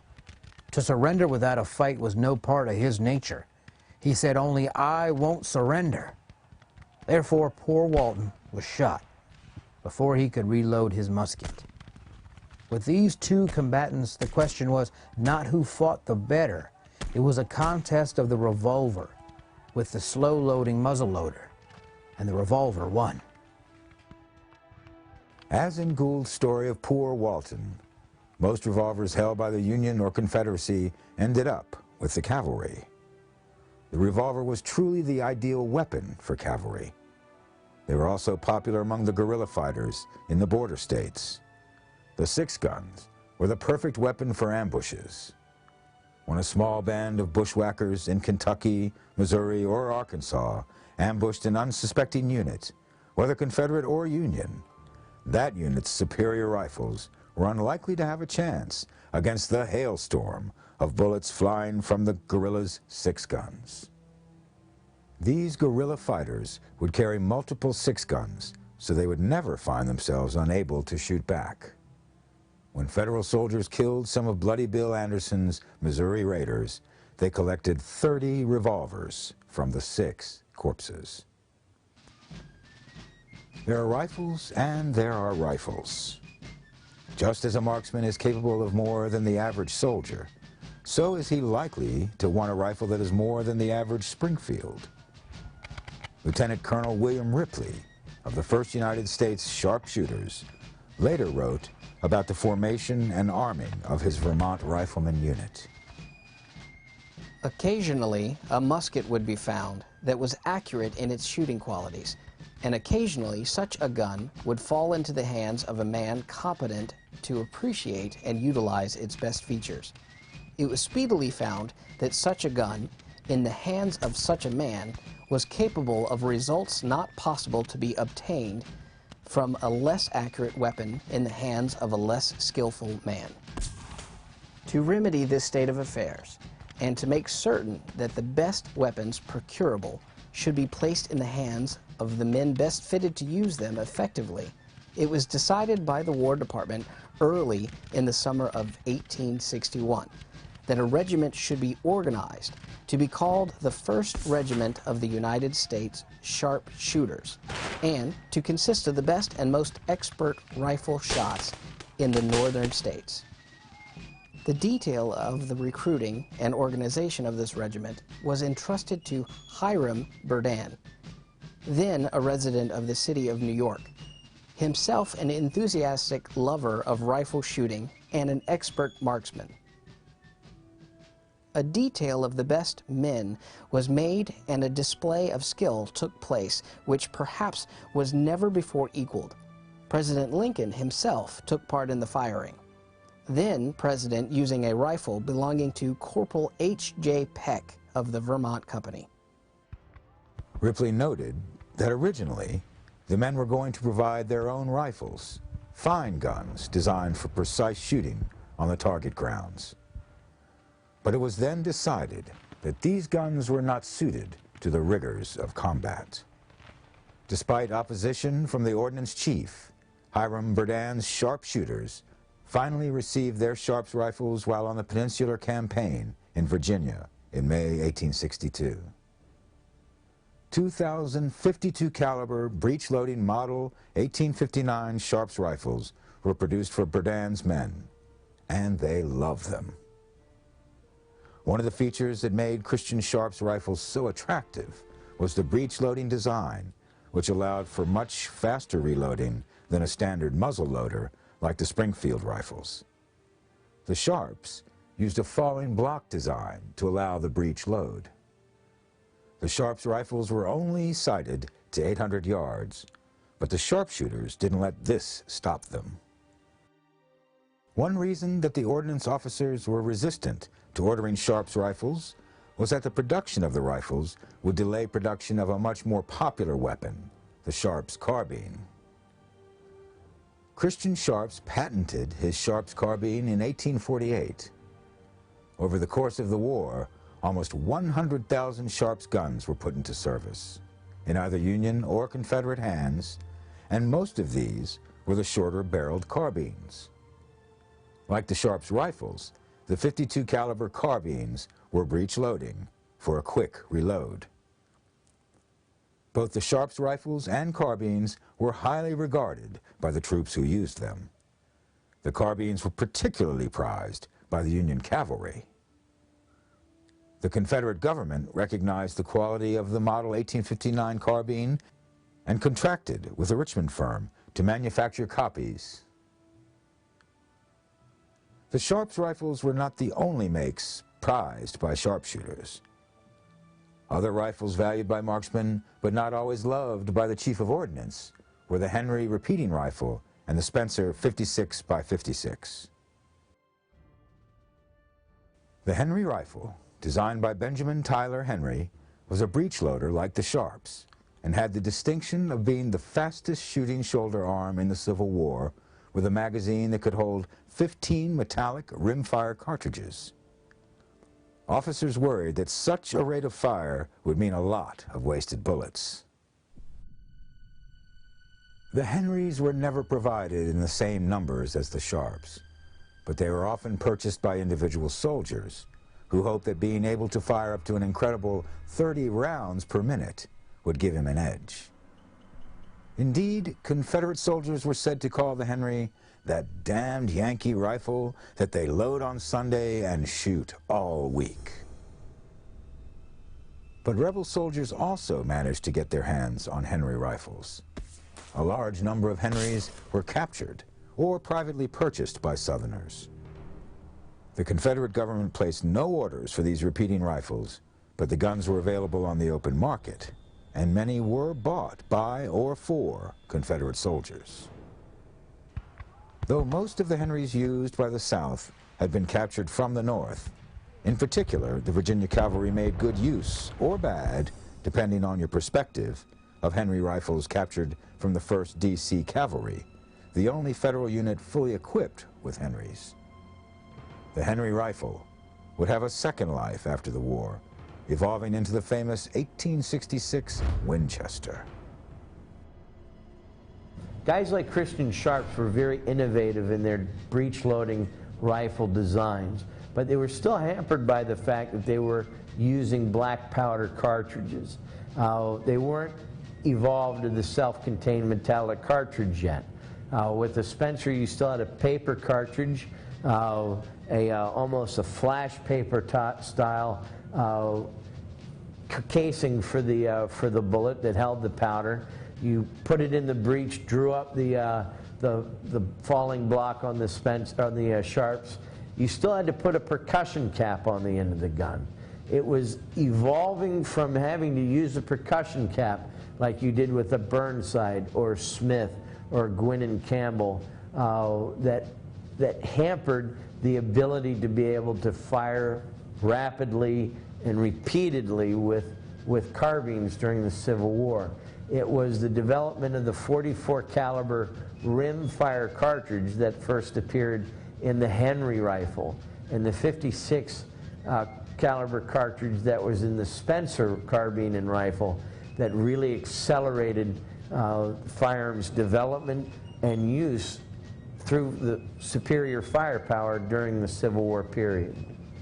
The Spencer rifles, designed by Christopher Spencer, were used more widely than the Henrys. Like the Henry, the Spencer 56 by 56 used a self-contained metallic rim-fire cartridge. The Spencer's 7-round magazine was half of Henry's, and it took a bit more time to load.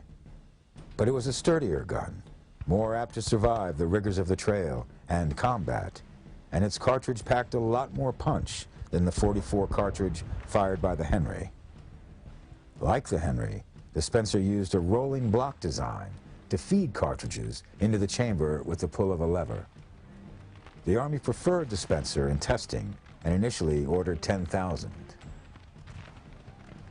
Lieutenant Colonel Grover S. Wormer, commanding the 8th Michigan Cavalry, wrote to his headquarters in July 1863, "Our arms, the Spencer rifles, proved, as before, a terror to the rebels. They thought us in much stronger force than we were, when each man can pour 7 shots into them so rapidly. This is the first instance in the war, I think, where the proportion of killed was greater than the wounded. As far as reports come in, it is at least 3 killed to 1 wounded, and this fact is owing to the terrible execution of our rifles." However well a soldier's rifle fired, there was always the possibility that the gun could become even more valuable in a situation that didn't involve gunpowder at all. When the enemy is right on top of you, you don't always have time to load your weapon, especially if he is screaming down at you as part of a bayonet charge. Bayonets didn't see as much use in the Civil War as they had in previous wars, in large part due to improvements in firearms that allowed for greater range and greater rate of fire. Gone were the days of standing 2 armies 50 yards apart, firing a few volleys with smoothbores to soften them up for deadly hand-to-hand combat with bayonets. But the bayonets were still used. They made excellent candle holders, with the point stabbed into the ground and the candle held in the socket. And they could also be used as a spade in a pinch to dig trench works or latrines. But their military use had not disappeared. The bayonet's most famous use in the Civil War was in defense of Little Round Top at Gettysburg. The 20th Maine was assigned to hold Little Round Top under the command of Brigadier General Joshua Chamberlain. They had fought off repeated attacks from the 15th Alabama and were critically low on ammunition. Chamberlain ordered a bayonet charge, which routed and captured the rebels, earning for himself the Medal of Honor. The American Civil War would change firearms, and firearm innovations would change war. The explosion of modern arms that came out of the war would change the face of the American West. And the American West would create a mythical archetype, the gunslinging cowboy, that would forever affect the world's vision of the gun and the evolution of the firearm.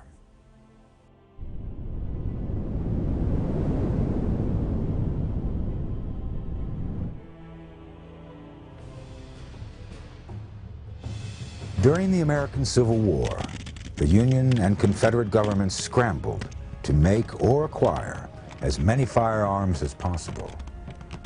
This yielded a growth in gun manufacturing that lasted beyond the war and also helped spur dramatic innovations in firearms technology. By the end of the war, most of the guns produced or purchased to fight it were obsolete. The military needed to upgrade its weapons quickly and cheaply. Civilians living on the lawless frontier sought arms for protection and hunting. And so the decades after the war continued to see advances in the gun and the evolution of the firearm.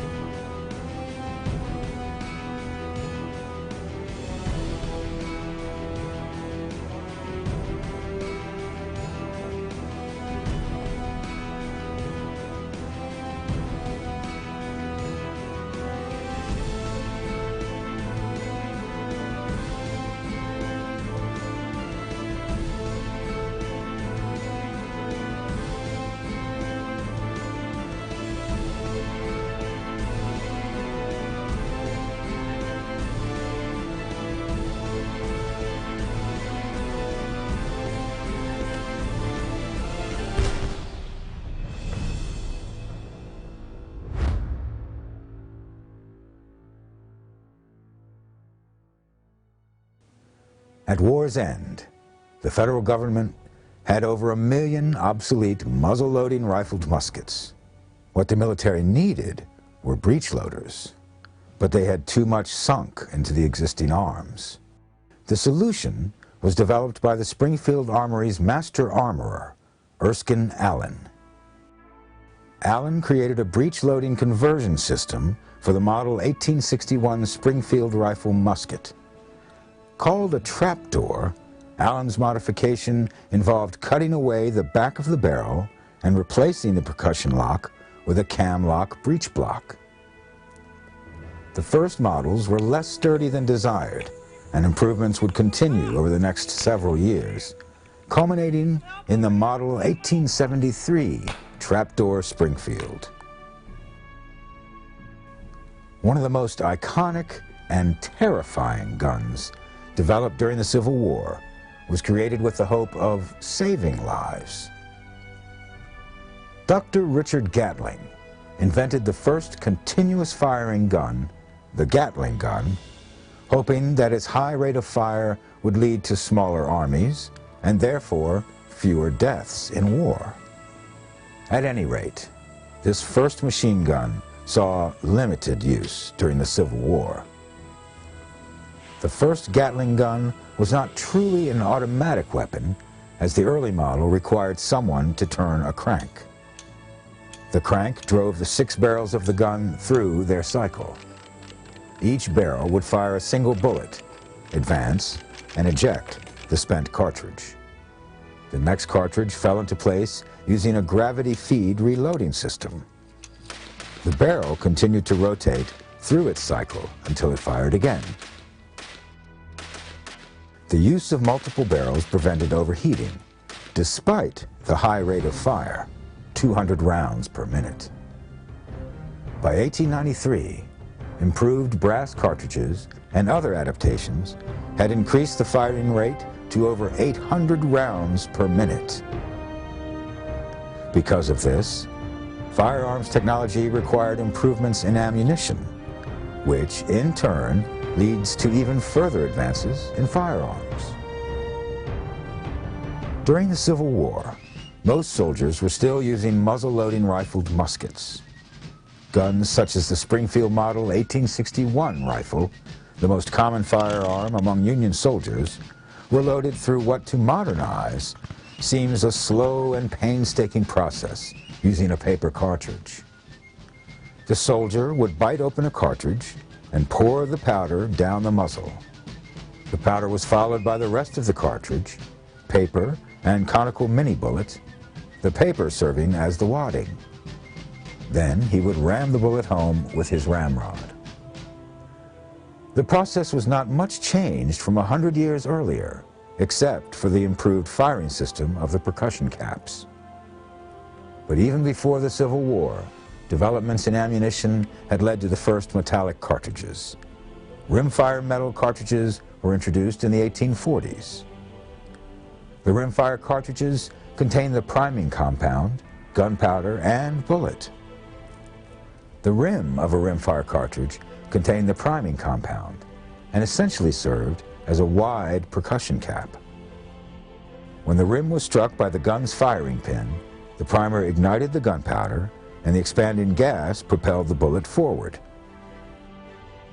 During the Civil War, the breech-loading Henry repeating rifle and 56x56 Spencer rifle both used rimfire ammunition.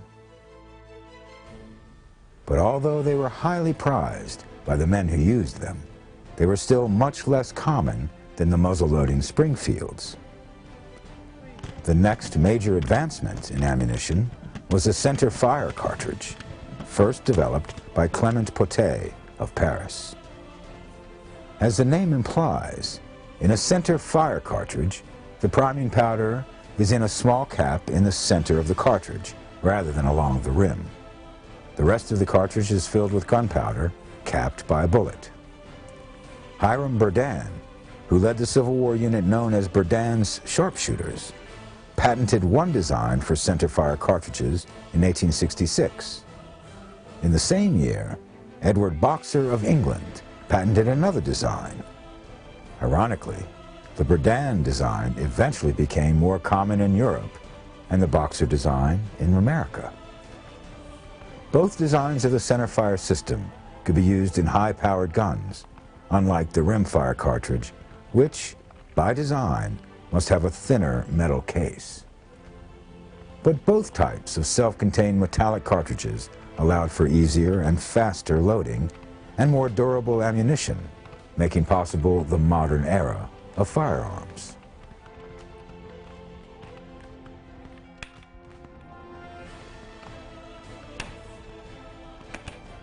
One of the great stories of American firearms development in the 19th century is the story of repeating firearms.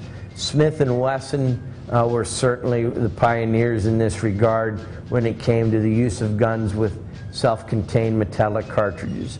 They had Roland White's patent on a bored-through cylinder. That kept the idea of being able to put a self-contained cartridge in a cylinder that you loaded from the breech out of anybody else's hands for 20 years.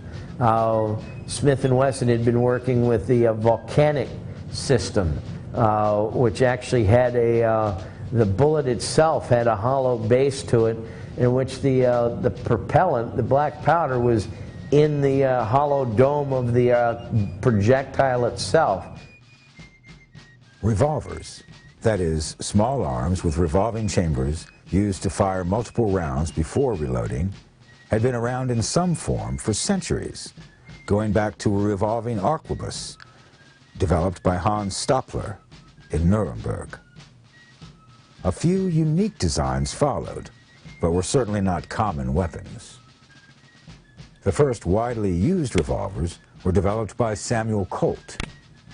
Colt's revolvers used a single-action trigger system in which pulling the trigger performed the single action of releasing the hammer to strike the primer.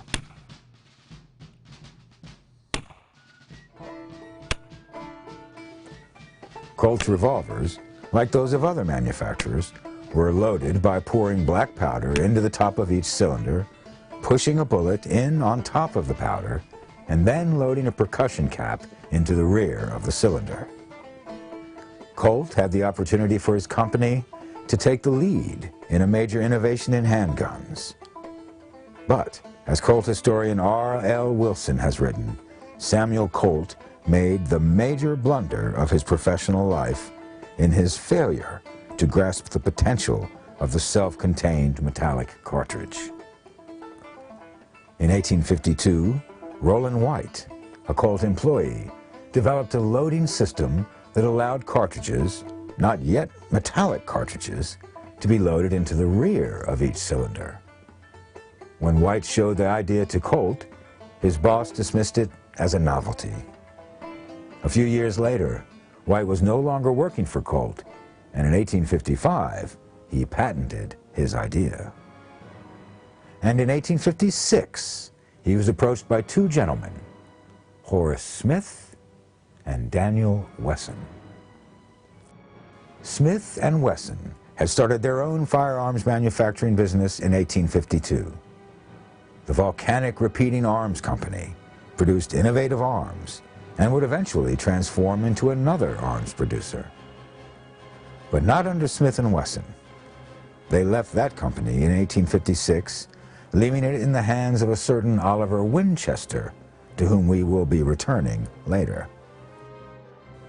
Smith and Wesson then formed a new partnership around manufacturing a revolver that combined two new innovations, the metallic cartridge and Roland White's rear loading cylinders. The result was the Smith & Wesson Model 1. Smith & Wesson offered White a 25-cent royalty on each gun sold, and White agreed to pay any legal fees associated with defending against patent infringements. Unfortunately for White, there were many such infringements, and White spent most of his money in court. But in the end, Smith & Wesson held the patent on their gun's design for 12 years, not ending until 1869. Of course, there was a lot of gun purchasing activity right in the middle of that patent, as the Union, Confederacy, and individuals bought up arms all over the country and in Europe. The Smith & Wesson Model 1 revolver held 7 .22 caliber rimfire cartridges. The gun was quick to shoot and reload, but low on power.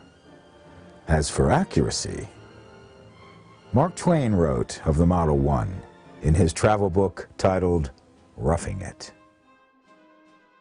I was armed to the teeth with a pitiful little Smith & Wesson 7-shooter, which carried a ball like a homeopathic pill, and it took the whole 7 to make a dose for an adult.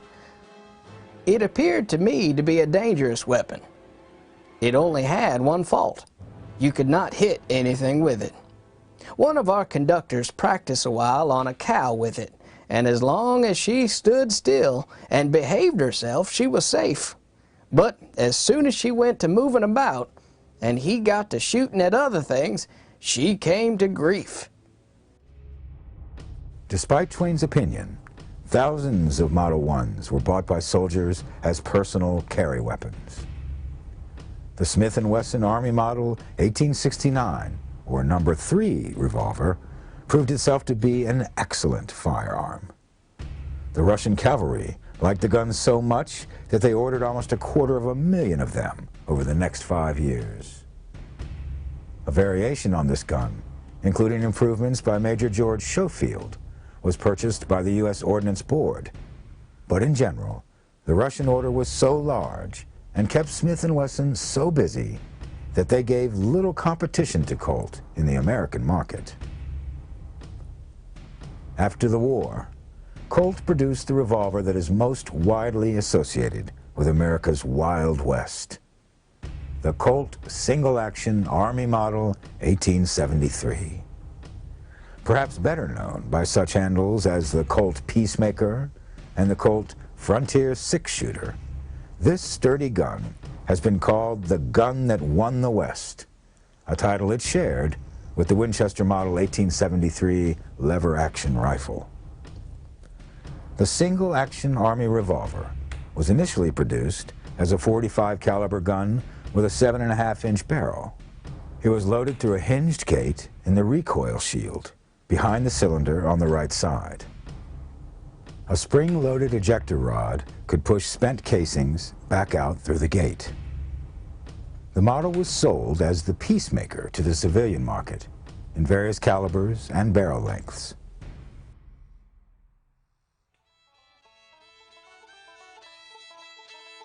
The Colt proved popular with lawmen and outlaws alike.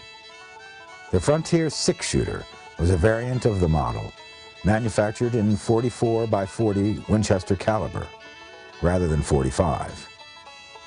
This allowed ammunition to be shared between the revolver and the Winchester rifle. That rifle was produced by the company that had been started and abandoned by Horace Smith and Daniel Wesson. The Volcanic Repeating Arms Company went bankrupt and was reborn as the New Haven Arms Company in 1857 under Oliver Winchester. New Haven's most famous firearm was the lever-action Henry repeating rifle, which was used by a number of Union units during the Civil War. After the war, Winchester reorganized the company again, this time as the Winchester Repeating Arms Company. The first Winchester rifle, the Model 1866, was a redesigned and modified version of the Henry. It fired 44 caliber rimfire cartridges with an improved magazine and a loading gate designed by Nelson King. And a few years later, Winchester produced their famous Model 1873. The Model 1873 became so popular that Colt produced a version of its single-action Army revolver in the Winchester's 44 by 44 caliber, allowing men to carry each of these guns that won the West and to share ammunition between them. If you say that the Colt Peacemaker is the handgun that won the West, certainly the rifle that won the West is the 1873 Winchester. Again, it's the lever action that's almost iconic with the Old West. Although where it differs from the 73 single action and in popular culture is that it doesn't show up in movies with the near regularity and frequency that the single action Army does. And that basically is because of the type of cartridge it was originally chambered in. Originally, these self-contained metallic cartridges were rim fires. It took a while for center fire cartridges to make their appearance.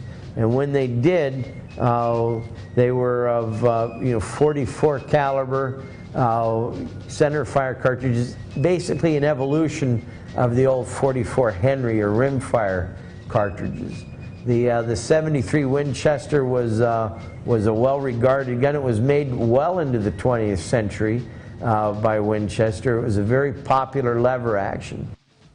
As important as the Colt single-action Army, the Smith & Wesson Schofield revolver, and the Winchester 1873 rifle were to the men and women on the American frontier, there were just a few of the many, many guns carried in late 19th century America. The Sharps Rifle Manufacturing Company continued making well-regarded rifles and carbines as it had during the Civil War. The Remington Arms Company produced rifles and revolvers that competed with Colt and Smith & Wesson, such as the Remington Model 1858 revolver. Remington also produced a single-shot cane gun for those who might not want to advertise their arms. The Marlin's Firearms Company, founded by former Colt employee John Marlin, produced single-shot rifles as well as pocket pistols, small caliber, smaller frame guns that were popular for their light weight and easy concealment. Speaking of concealment, there were also a tremendous variety of derringers, like the single-shot model used by John Wilkes Booth to assassinate President Lincoln. And gun makers seemed to produce endless variations on gun models, such as different calibers, barrel length, and aesthetic enhancements, such as pearl handles and intricate engraving. And of course, there were the shotguns. Requiring significantly less skill than a revolver, shotguns were popular for personal protection on the western frontier. Not simply protection, of course. Doc Holliday carried a 10-gauge shotgun to the infamous gunfight at the OK Corral, where he shot Tom McLaury in the chest at point-blank range. The famed gunfighters of the West were identified with a variety of guns. Jesse James' favorite sidearm was a .45 caliber Smith & Wesson Schofield revolver. His brother Frank preferred Remington's 44x40 Frontier revolver. Billy the Kid was pictured with a Winchester Model 1873 44x40 rifle and carried a .41 caliber Colt Thunderer revolver. Pat Garrett killed him with a .45 caliber Colt single-action Army. Buffalo Bill Cody carried a Colt Model 1851 and John Wesley Hardin a Smith & Wesson Model 3. The Colt single-action was carried by men on both sides of the gunfight at the OK Corral. The McLaury brothers also had Winchester 1873 rifles, but they didn't reach them in time to use them. And another firearm model, 1873, can also make a claim for being the gun that won the West. The Springfield Armory produced the Model 1873 Trapdoor Springfield, the first standard-issued breech-loading rifle adopted by the United States Army. The Ordnance Department selected the Springfield as the standard arm for the U.S. Army after testing it against almost 100 other models.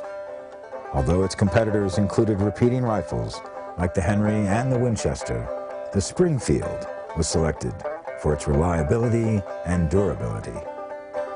Both the rifle and carbine version were widely used by the Army in its battles against American Indians. This is an infantry version of the Model 1873. This was first introduced as a Allen conversion, the very first model in 1866, where they actually took surplus Civil War weapons and converted them to this breech-loading system. This particular rifle, when they were designing it, went through about 5 different patterns until they got to the Model 1873 that we see here. It works quite simply. You cock the hammer and use this toggle to flip up the breech mechanism. The Model 1873 was an advancement. Takes a single cartridge in the breech mechanism here, and then you simply close it. This was nicknamed the trapdoor because the breech mechanism opens and closes much like the way a trapdoor would. The rod here is a holdover from the old ramrods used in Civil War rifle muskets, but this in fact is used as a cleaning rod.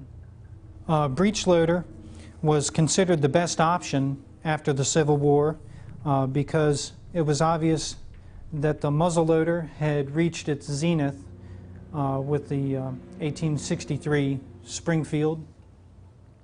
A breech loader is much easier to use, of course, on horseback because you're not fumbling about trying to load cartridge down the muzzle. In 1876, a Union Civil War hero would lead 5 companies of the 7th Cavalry carrying carbine versions of the 1873 Springfield, as well as Colt single-action model 1873 revolvers, into disaster. Lieutenant Colonel George A. Custer and his men were overwhelmed by a combined force of Lakota and Cheyenne Indians on June 25, 1876, the Battle of Little Bighorn. The American Indians carried a much wider variety of arms. Modern archaeological investigation determined that the thousands of cartridges, cases, and bullets recovered from the battlefield came from 47 different types of firearms.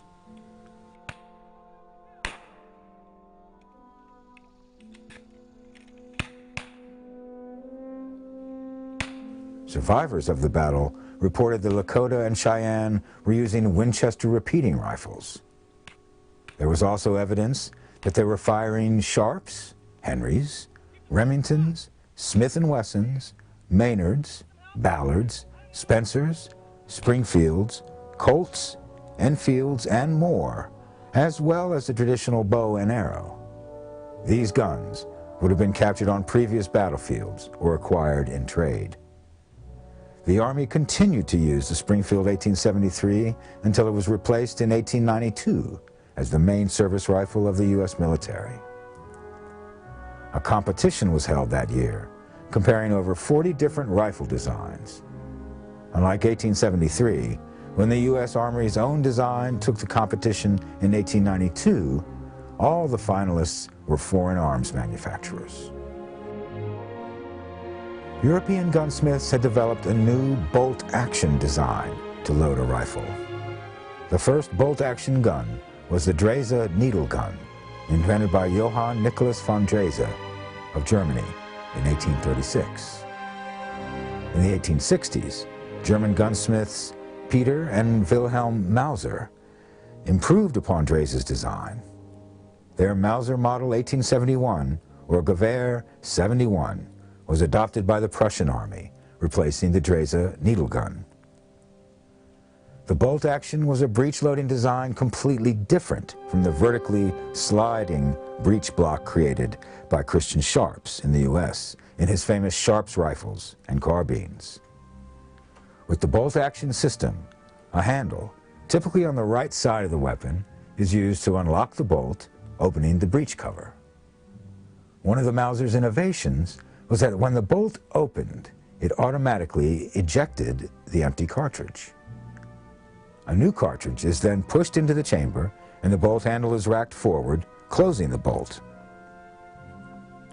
The Mauser 1871 fired a black powder 11 by 60 millimeter round.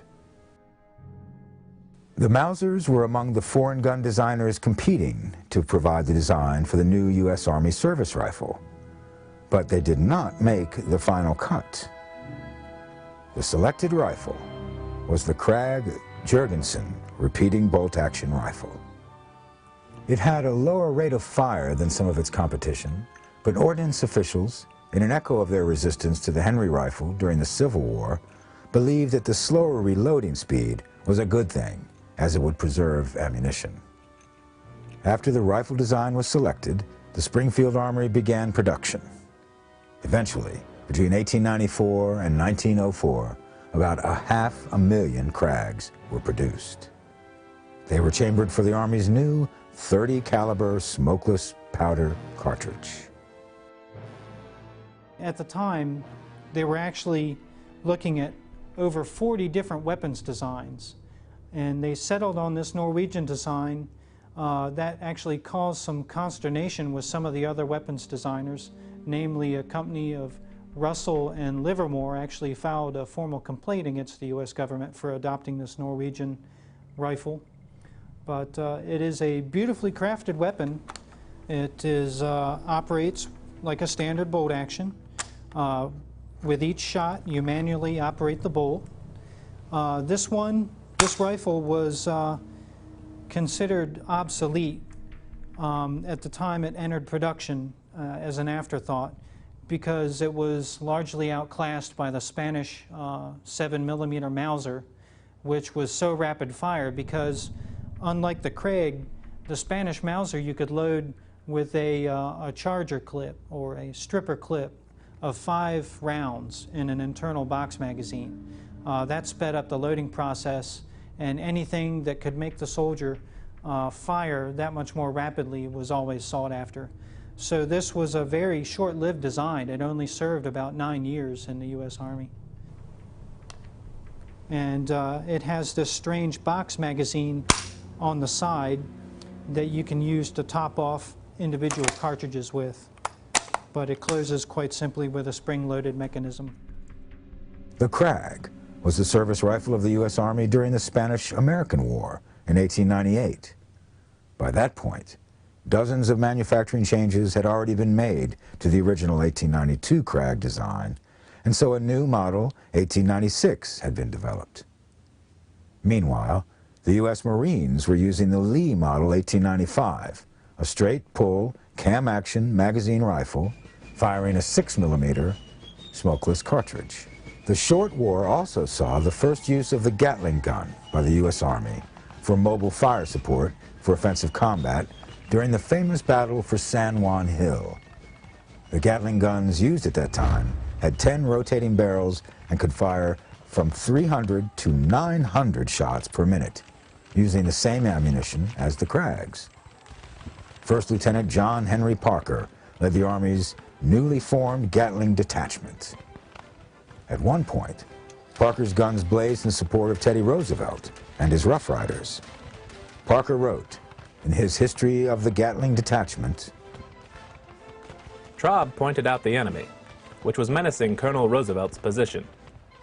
About 600 yards to the right, oblique from the position of guns and perhaps 200 yards, or less, in front of the salient occupied by Colonel Roosevelt and the 3rd Cavalry, there was a group of about 400 of the enemy, apparently endeavoring to charge the position.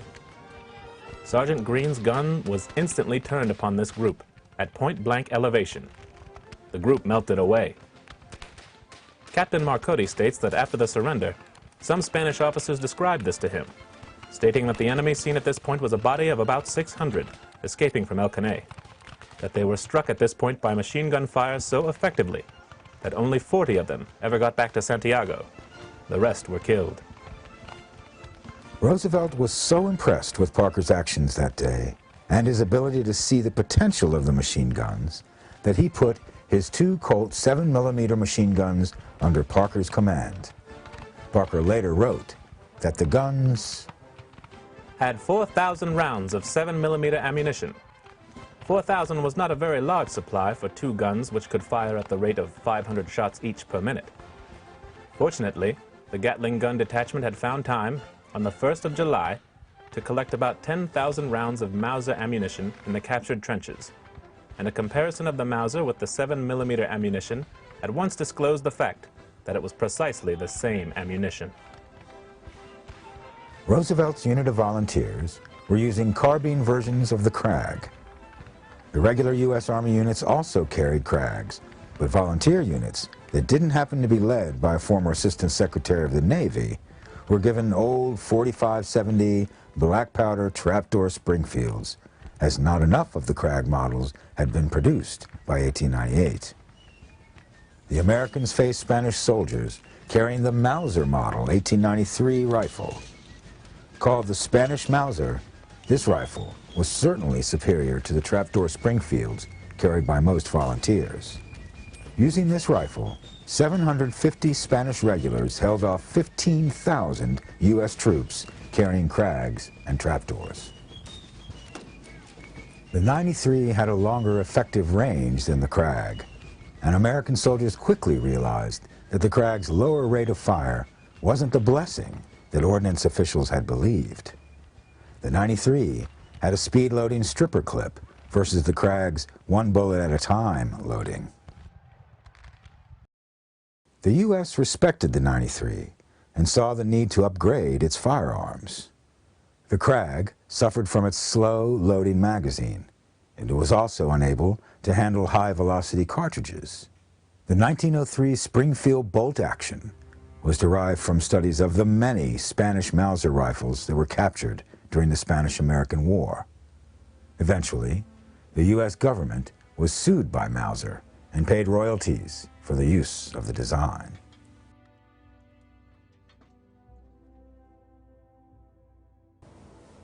The 03 Springfield, when paired against the Mauser, they operate virtually the same. The ammunition for the 03 Springfield was updated in that they adopted a rounded boat tail bullet based upon what the Germans had developed for their 7.92 by 57 millimeter cartridge. It is different than the Mauser rifle that the Germans were armed with in World War I, the G98, in that it is short. This has only a 24-inch barrel. That's because at the time it was developed in 1903, this was intended to replace both the infantry weapon and the cavalry weapon, because there was a tendency to adopt a shorter carbine for both infantry and cavalry use. The decades following the Civil War saw an explosion of arms across the country as manufacturers such as Colt, Smith & Wesson, Winchester, Remington, and more developed the revolvers and rifles that would define the era. The Frontier model of the Colt single-action revolver and the Winchester model 1873 rifle served together, providing the frontiersman with a rugged sidearm and long arm that could share ammunition and be relied upon in a fight. The military continued its search for the perfect rifle, finally copying the Mauser design that had been used to good effect by enemy soldiers. The development of the 1903 Springfield was good timing for the U.S. By the time America entered into World War I, almost 850,000 of these guns had been produced by the Springfield Armory. Like all major wars, World War I would lead to advances in firearm technology as nations poured their resources into developing the perfect weapon. The machine gun, which served so well on San Juan Hill, would become a terrible force in the trenches of Europe. Another chapter in the story of the American gun.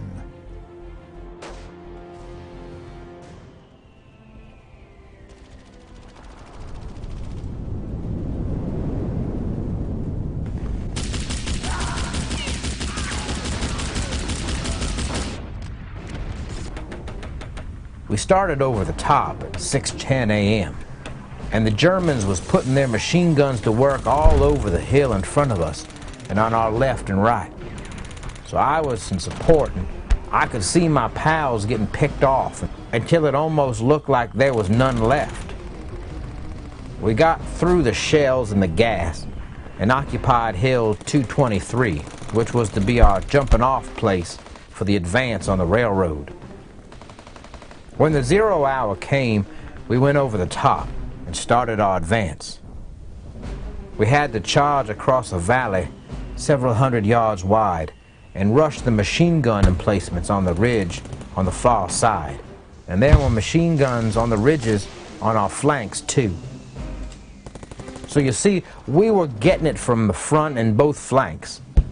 Well, the first and second waves got about halfway across the valley and then were held up by machine gun fire from the three sides. It was awful. Our losses were very heavy. Our boys just went down like the long grass before the mowing machine at home. Sergeant Alvin York, 1918.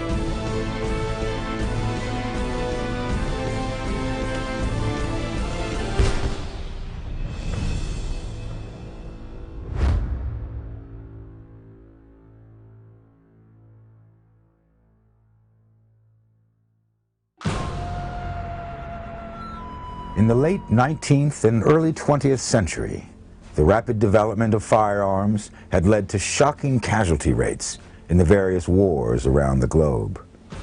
The American Civil War, which saw so many advances in weaponry, saw over 600,000 Americans killed. But that was only a glimpse of things to come. By the end of World War I, more than 9 million soldiers would lose their lives. Another 21 million would be seriously wounded. For 3 long, bloody years, the war to end all wars was largely a European affair. But eventually, the U.S. would come to the aid of its traditional allies of Britain and France. American soldiers would discover the devastating power of the machine gun, which had been killing European soldiers by the hundreds of thousands. The machine gun defined the experience of World War I. The Americans had gotten the ball rolling on machine guns with the Gatling gun, used near the end of the Civil War. But although this was the first continuous firing gun, it was not truly an automatic weapon, as it required a person to turn a crank to load the cartridges. That changed with the 1884 invention of Hiram Maxim, an American-born British inventor. Maxim used the energy of the gun's recoil to eject the spent cartridge and insert the new one.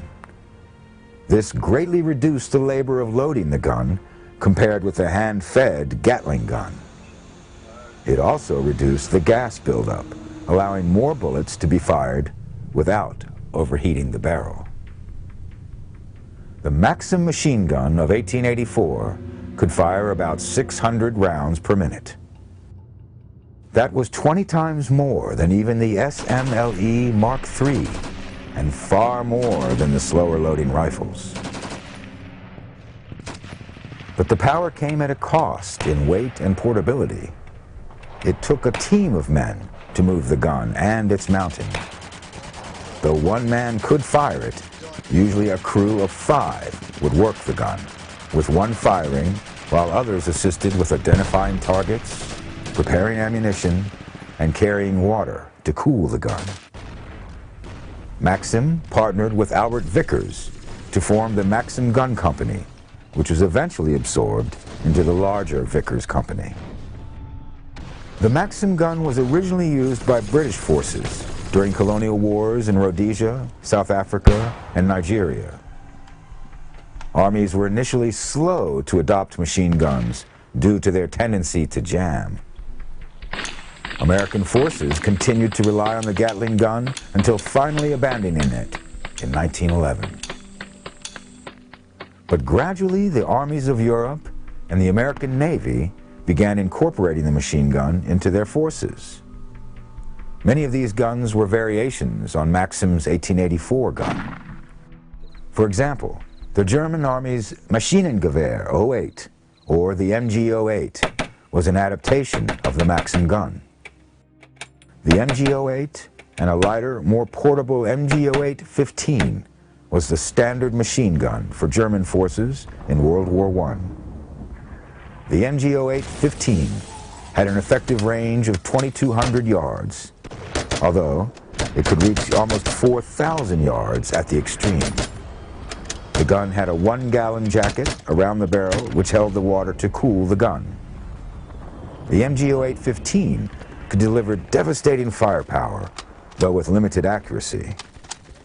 Although it could fire up to 400 rounds per minute, generally, gunners would fire in short bursts. A 40-pound gun mounted on an 85-pound tripod, the MG08-15 was manned by a crew of 4.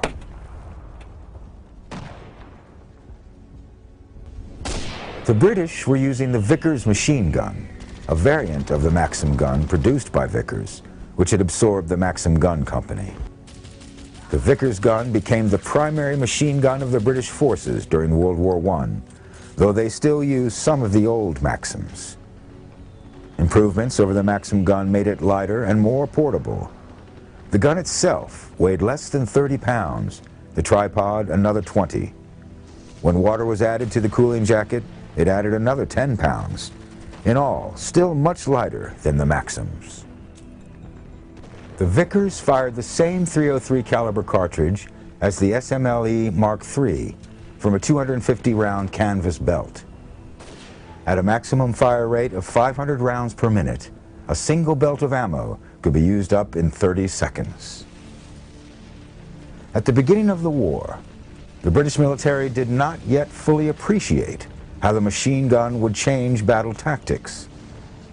Each infantry battalion received just 2 of the Maxim machine guns, or Vickers if they were lucky. The guns couldn't be produced fast enough to fill all the units needing them. Experience in the war demonstrated to all combatants the importance of having machine guns manned by specialists, soldiers trained to load, fire, cool, and maintain machine guns. A single machine gun placed in a well-protected location could tear an infantry apart. And multiple machine gun nests with interlocking fields of fire could create an almost impenetrable defensive line. The Germans used the machine guns to provide a lethal defensive fire to support their Hindenburg Line, a vast network of German defenses in northeastern France. The Germans also built their famous machine gun pillboxes, as they were called by the British. The German pillbox was a miniature fort and provided another level of strength to the trench lines. The thick, reinforced concrete walls were almost impossible to crack, short of an artillery barrage. British forces seldom built machine gun pillboxes, but they and the Germans both prepared smaller machine gun posts, or nests. The British would eventually pull the heavy machine guns like the Vickers out of the infantry battalions and give them to a newly created machine gun corps. These specialists developed tactics for the machine gun, such as using them as a miniature artillery, firing them indirectly at unseen targets. They also identified how to fire their guns safely over the heads of friendly troops to clear a path for their advancing infantry. This use of machine gun barrage fire became a common tactic late in the war as the French and Germans picked it up from the British and used it themselves. But although the British had moved their heavy machine guns into the hands of the new machine gun corps, they did not leave the infantry without automatic weapons of their own. The newly created Lewis machine gun was actually developed by a U.S. Army colonel with the ambitious name Isaac Newton Lewis. Lewis was unable to interest the U.S. Chief of the Ordnance Department in his gun, so he left the Army and the U.S. altogether, eventually working with the British Birmingham Small Arms Company Limited to produce his light machine gun. The Lewis gun weighed in at 28 pounds, about half the weight of the Vickers gun and tripod set. Its light weight meant that it could be carried and used by a single soldier rather than a crew. The gun used a drum pan magazine, which held 47 rounds. The Lewis gun could be produced at a much faster rate than the Vickers, providing the British Army with desperately needed firepower on the Western Front. Meanwhile, their allies, the French, were using an air-cooled machine gun, the Hotchkiss M1914. The Hotchkiss was gas-operated rather than recoil-operated like the various Maxim-style guns. It was sturdy and reliable and could be quickly produced in larger numbers. That was critical, both for the French and the U.S., because when the Americans entered the war, they wouldn't have enough machine guns of their own. The Hotchkiss was used extensively by the American Expeditionary Forces in France. American soldiers also used the French light machine gun, the Chouchou. The lightweight Chouchou was the most widely manufactured automatic weapon of World War I. Designed to be used without a tripod by a single gunner and assistant, the Chouchou could fire up to 240 rounds per minute, though its magazine held only 20 rounds.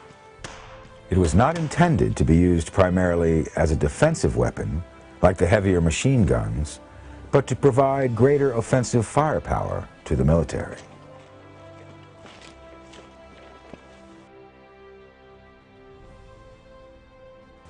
The American forces primarily had to use machine guns provided by their allies, primarily the Hotchkiss and the Shosho. But late in the war, a small number of heavy machine guns designed by the legendary firearms genius John Moseph Browning made it to the front. Browning was one of the most highly regarded gunsmiths of the 20th or any other century, and designed a number of reliable, effective arms used by the U.S. during the war. The M1917 Browning machine gun was only issued to the last units shipping out to Europe, but it would prove its worth in World Wars I and II and continued to be used in Korea and Vietnam. The M1917 was a heavy machine gun, firing 450 30-06 cartridges per minute. For those units who received them, it replaced the Hotchkiss. Browning also made a light machine gun to replace the Shosho that many found to be unreliable. Although, like the heavy M1917, it would see only limited use in World War I. The M1918 Browning automatic rifle, or BAR, would eventually become the backbone of U.S. forces in World War II and Korea. Weighing about 16 pounds, the BAR brought automatic firepower to the squad level.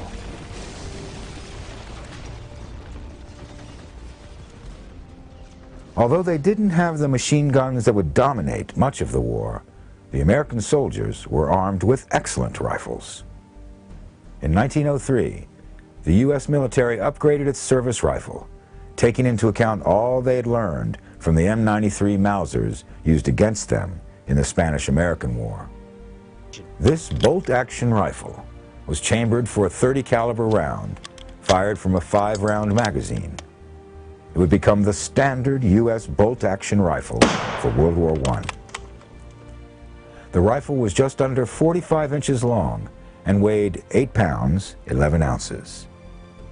A model 1905 bayonet could be attached to the rifle, adding 16 inches of sharp steel and increasing the weight by a pound. The bayonet also had a 4-inch handle and could be used as a knife. The 1903 Springfield is based largely upon the Mauser rifle. In fact, it's so similar to the Mauser system that Mauser filed suit against the U.S. government and ended up being paid royalties for the manufacture of this rifle. There are some differences. The 1903 has a different firing pin than the Mauser rifle. It replaced the Craig Jorgensen rifle because of lessons learned during the Spanish-American War. The U.S. soldiers felt outclassed by the Mausers that the Spanish troops were armed with because they could fire so much faster. The Spanish Mauser had an internal box magazine, which is what the Springfield here has. 5-round internal box magazine. You simply press down this follower here. There is a milled out portion in the receiver where you can place a charger clip, or a stripper clip as it's known, and this can be loaded and fired extremely quickly.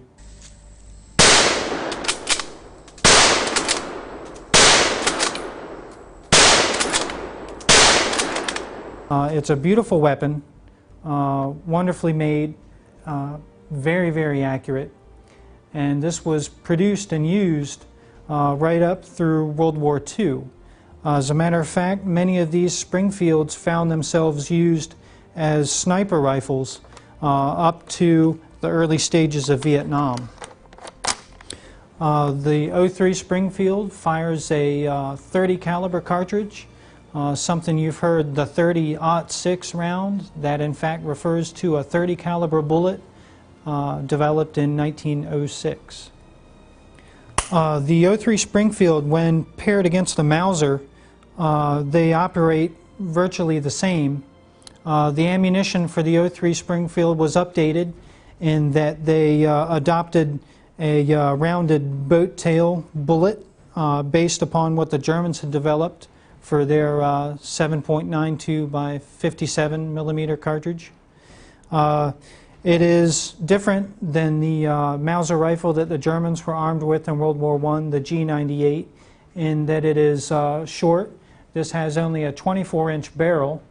That's because at the time it was developed in 1903, this was intended to replace both the infantry weapon and the cavalry weapon, because there was a tendency to adopt a shorter carbine for both infantry and cavalry use. One soldier who put this weapon to good use was a man that General Blackjack Pershing would later call the greatest single hero in the American forces. First Lieutenant Sam Woodfill was an expert marksman who had been hunting since the age of 10. He put his extraordinary talent to work clearing out machine gun nests. Woodfill and his regiment joined in the Argonne Offensive against the Hindenburg Line. The Hindenburg Line included trenches, concrete bunkers, and heavy belts of barbed wire, tunnels for troop movement, and deadly machine gun emplacements. The German High Command believed it could not be broken. Woodfill described the offensive as 46 days of rain and mud and death and general hell such as no American army had ever faced. In the early morning fog of October 12, 1918, Woodfill led his company in a long line toward the village of Colonial. As they crossed a field, the fog lifted and 3 machine gun nests let loose. While his men found cover, Woodfill took his rifle and began to stalk the machine gunners. He focused on the church tower first. He couldn't see the gunner, but he aimed behind the flash of the machine gun. He fired, and the machine gun was silenced.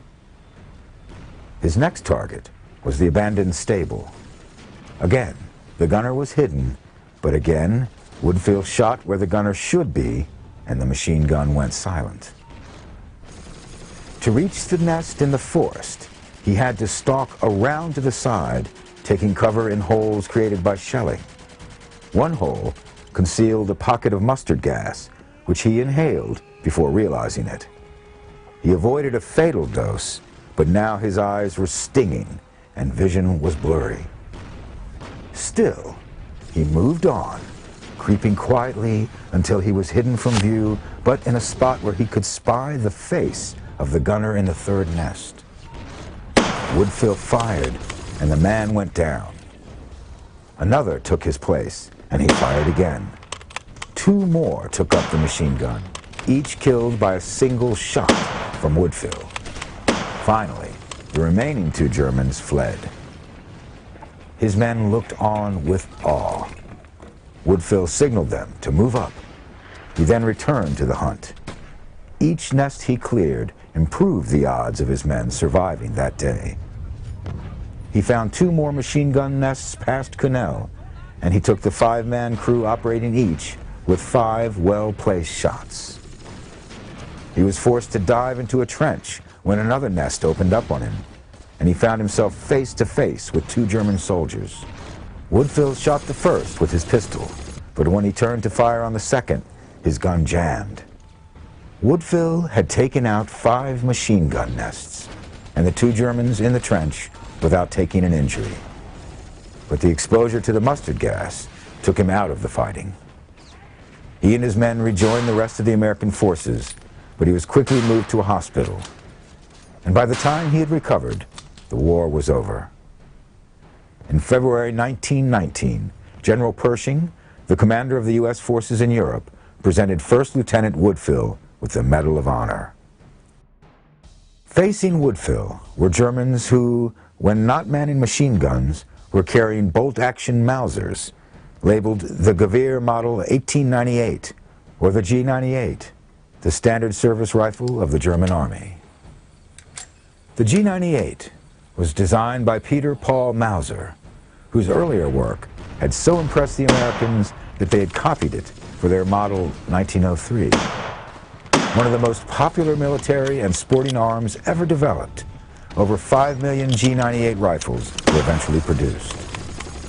This well-built rifle was sturdy, powerful, and accurate. The G98 held a 5-round internal magazine and used an innovative controlled feed bolt action. The only complaint about the M98 was its slow rate of fire due to the design of the bolt and to the smaller magazine. No one made that complaint about the British standard arm, the short magazine Lee Enfield No. 1 Mark III. The SMLE could fire 30 to 40 rounds per minute in the hands of a trained soldier. The SMLE Mark III was the most recent in an extremely successful series of Lee Enfield rifles. The S in SMLE stands for short, indicating the shorter barrel, 25 inches, which made for a much lighter weapon. It fired the .303 caliber British cartridge. The standard rifle of the French was longer and heavier than the SMLE and slower to load, but it had a long history of service. The French Army's Lebel Model 1886 had been cutting edge 30 years earlier. Designed to take advantage of the then new invention of smokeless gunpowder, the Lebel had proven itself the superior of respected arms such as the 1871 Mauser. But by the time of World War I, it had become outdated. The Lebel 1886 was a bolt-action rifle firing an 8mm round from an 8-round magazine. Going the other direction from the SMLE Mark III, the Lebel was a long, heavy rifle and comparatively slow to reload. The slow loading was due to a serious design flaw. The Lebel's tubular magazine fitted each cartridge in a line, nose to tail. If one bullet's tip struck the primer base of the next bullet, it could explode inside the chamber. Recognizing the limitations of the Lebel Model 1886, the French introduced the Berthier rifle in 1907. The Berthier was a clip-loading rifle, like the Enfields, providing a more modernized loading and firing system. But the 1907 model had only a 3-round clip, reducing the overall rate of fire considerably. The French military introduced a new model in 1916 with a 5-round clip. This was an obvious improvement, though some commanders preferred the 8-round Lebel 1886, which did remain the standard rifle of the French military during the war. Meanwhile, America needed more rifles of its own. The 1903 Springfields were excellent rifles, but there weren't enough of them to arm a military that had exploded in the wake of the Selective Service Act of 1917. In the years before America entered the Great War, the Winchester Repeating Arms Company and the Remington Arms Company contracted with Great Britain for the manufacture of the .303 caliber P-14 rifles. After the U.S. entered the war, the military needed rifles for its own soldiers. But rather than convert the Remington and Winchester factories to make the M1903 Springfields, which would take much more time, they decided to modify the British rifle design. The result was the M1917 Enfield, a gun patterned on the British rifle, but firing the standard U.S. .30-06 cartridges. Also called the American Enfield, this rifle was a couple of inches longer and about half a pound heavier than the M1903 Springfield. A model 1917 bayonet added about 16 inches and a little over a pound. The U.S. military quickly discovered that in trench fighting, a soldier needed a weapon that could provide a lot of power in a short range. The perfect weapon for this was the Winchester Model 1897 shotgun. The M1897 was a modification of the M1893, the first working pump-action shotgun. Another creation of legendary gunsmith John Browning, this weapon was so effective that the Germans protested that it violated the law of war. Unlike modern pump-action shotguns, the M1897 could be slam-fired, as the gun had no trigger disconnection. This means that when the soldier held the trigger back, he could fire the gun repeatedly and quickly by slamming the pump action. It gained the nickname trench sweeper. The trench sweeper could also use the M1917 bayonet, the same model used by the American Enfield, making it an even deadlier weapon in close quarters. The model 1897 shotgun is an improvement over the model of 1893 made by John Browning. This is a pump-action shotgun. This particular one is 12 gauge. Shotguns were first adopted for use against the Moros when we were fighting the Moros in the Philippines during the Philippine insurrection at the time of the Spanish-American War. We'd inherited the Philippines. They were a Spanish colony, and the Moros were a group. They were Muslims. These were people who would whip themselves up into a fervor. Oftentimes they would bind their limbs and extremities very tightly so that when fired upon they wouldn't bleed out quickly and could inflict damage as much as possible. These were people who considered it a duty to kill the infidel, the occupiers of their nation.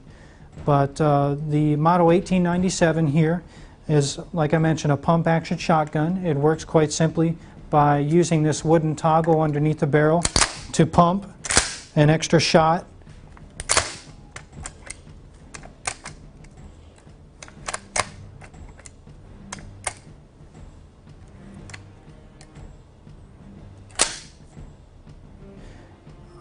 Into the chamber, and you can actually pump fire these where you, between each shot, pump the action. You can fire these as quickly as possible. But the 1897, this particular one was made for World War I, and it does mount a bayonet here. It has a lug to accept the standard M17 bayonet, and so a shotgun with a mounted bayonet is extremely formidable within the confines of a trench. So much so that the Germans lodged a formal complaint over American use of the shotgun in the front lines. Nothing clears out a trench quite like a shotgun, a model 1897 full of double-aught buckshot. Extremely effective. The U.S. military also needed a powerful, reliable sidearm, and they were fortunate enough to be carrying one of the most widely regarded handguns in history. In 1907, the American military had held a series of controlled trials, searching for a semi-automatic handgun to replace the various revolvers currently in service. They selected the .45 caliber Colt model 1911 with a 7-round detachable box magazine. The M1911 was designed by John Browning and is considered one of his best works.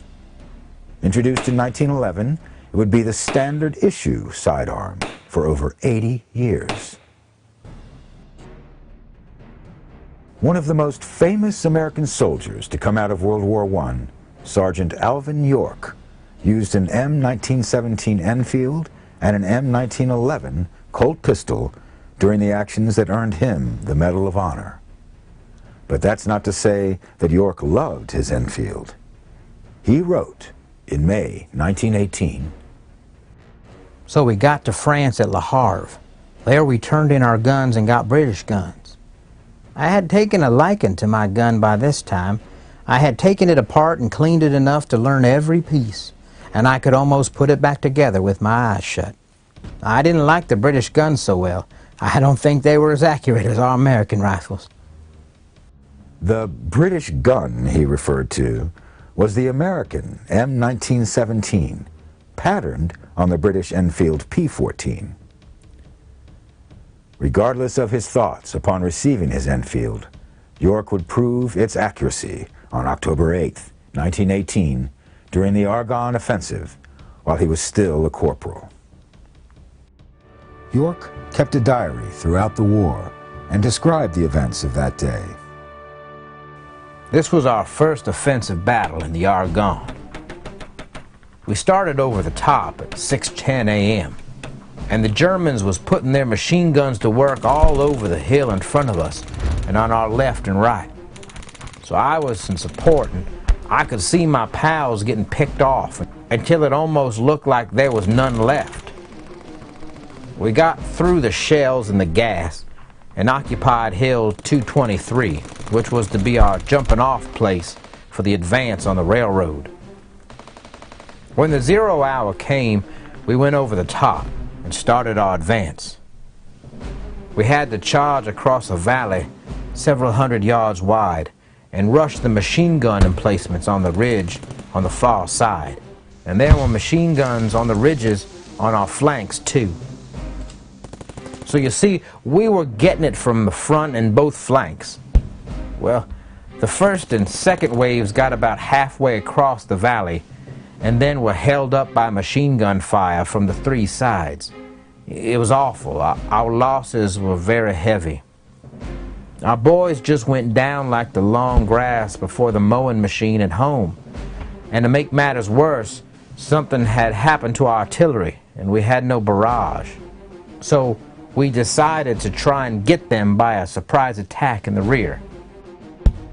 York and 16 others from his battalion were working their way behind the German lines to try to take out the machine guns that were defending the line.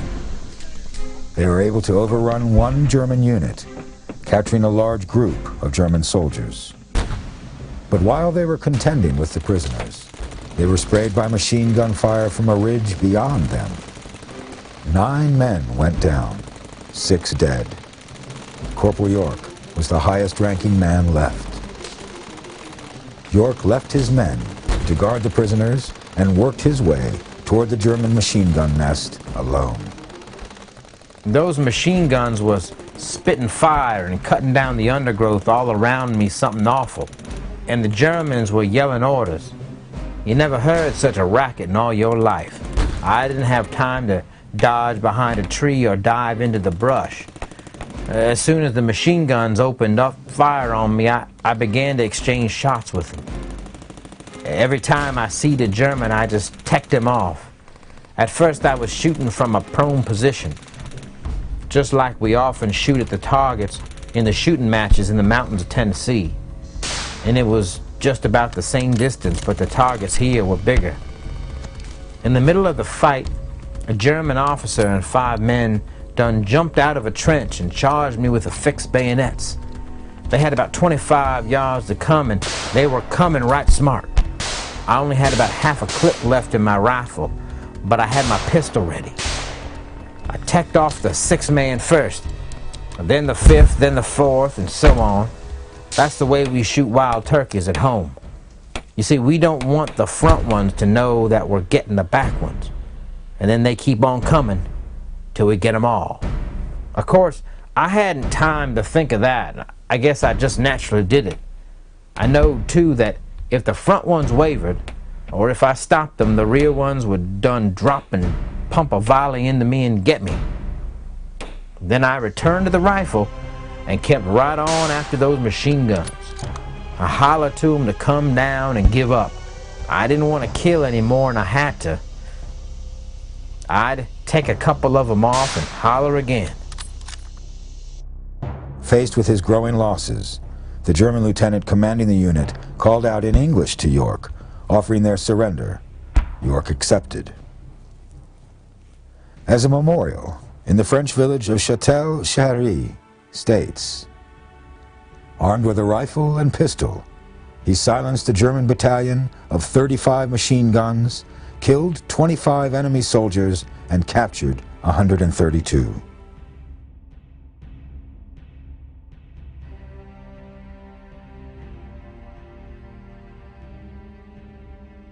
Originally, the M1911 was produced only by Colt, but with the advent of World War I, production expanded to the Springfield Armory, Remington, and other factories.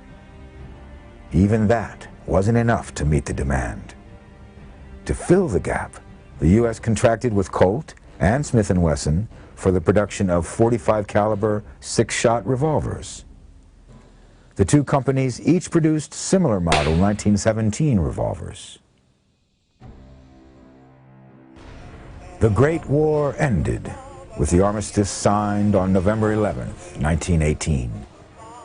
With tens of millions dead or wounded, it seemed to many that it must truly have been the war to end all wars.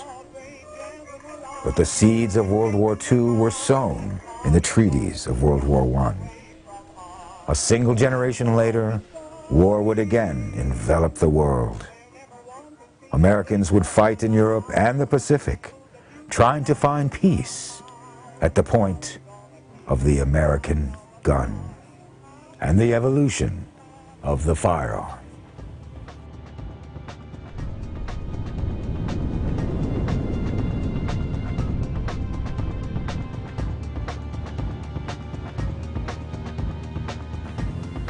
When the United States entered World War I, it didn't have enough guns for its troops and relied on weapons shared by its allies, particularly France. But the needs of the war led the nation to turn its industrial might toward the manufacture of rifles, pistols, shotguns, and machine guns. And throughout the war, developments in firearms continued to be made as gunsmiths and soldiers learned valuable and costly lessons about the kinds of guns needed in this modern age. And when the war in Europe ended, another kind of conflict broke out within the U.S. as gangsters, bank robbers, and bootleggers confronted police forces armed with newer, more powerful guns, with the evolution of the firearm.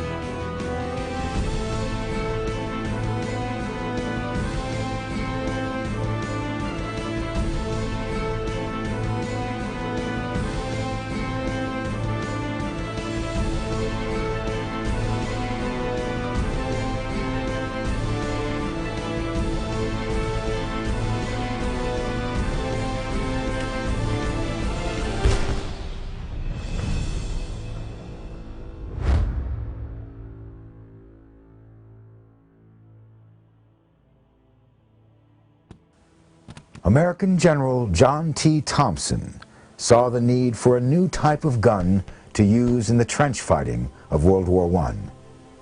The bolt-action rifles carried by servicemen were excellent for ranged fire, but were too long and slow to reload for fighting inside the trenches. Thompson wanted a small, light machine gun that a soldier could use to sweep across the trench. Something small, light, and requiring minimal training. The result was the Thompson submachine gun, more commonly known as the Tommy gun. The Tommy gun could have been used to deadly effect in the trenches of World War I, except for the simple problem that it arrived too late. By the time the gun was fully developed, the war was over. The gun was used by U.S. Marines during conflicts in Nicaragua and Honduras, but this was never going to produce the sales needed by a gun manufacturer. Instead, the Tommy gun found its way into the hands of policemen in America, and also into the hands of the men they pursued. The Tommy gun, with its distinctive drum magazine, became as iconic a symbol of the Prohibition-era gangsters and Depression-era bank robbers as the six-shooter did of the American West. Infamous incidents, such as the St. Valentine's Day Massacre, gave the Tommy gun its reputation as the gangster's weapon of choice. But in truth, the gun was used as much or more by police as by outlaws. Another military gun that saw use by some gangsters was the M1918 Browning automatic rifle, or BAR, firing the .30-06 Springfield cartridge. Clyde Barrow and his girlfriend Bonnie Parker stole BAR rifles from National Guard armories and modified them to suit their own needs. Barrow shortened his BAR by sawing the barrel down to the same length as the gas cylinder tube, making it easier to fire from a moving car.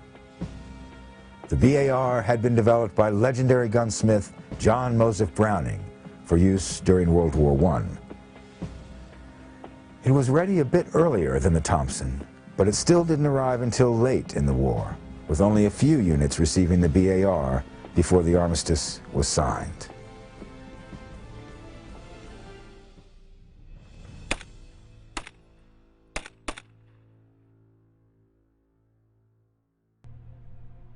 As World War II loomed on the horizon, the military needed a portable light machine gun and modified the BAR rifle. The new model 1918A2 no longer featured a semi-automatic firing option. It fired only in full automatic. The M1918A2 also had a skid-style bipod mounted at the muzzle end of the barrel to improve stability. U.S. Marine Private Wilson Douglas Watson used the BAR with distinction during combat at Iwo Jima. One of the most iconic images of World War II is the photograph by Joe Rosenthal of the U.S. Marines raising the American flag at the island of Iwo Jima. That photograph was taken just days into a 5-week battle that resulted in the American capture of the island. Private Watson was with the 2nd Battalion, 9th Marines, 3rd Marine Division at Iwo Jima. He was designated as an automatic rifleman, giving him the responsibility for the Browning automatic rifle.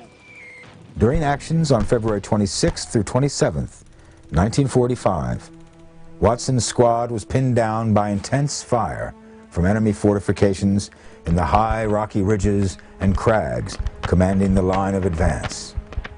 On his own, Private Watson rushed one pillbox, firing his rifle to keep the enemy pinned down.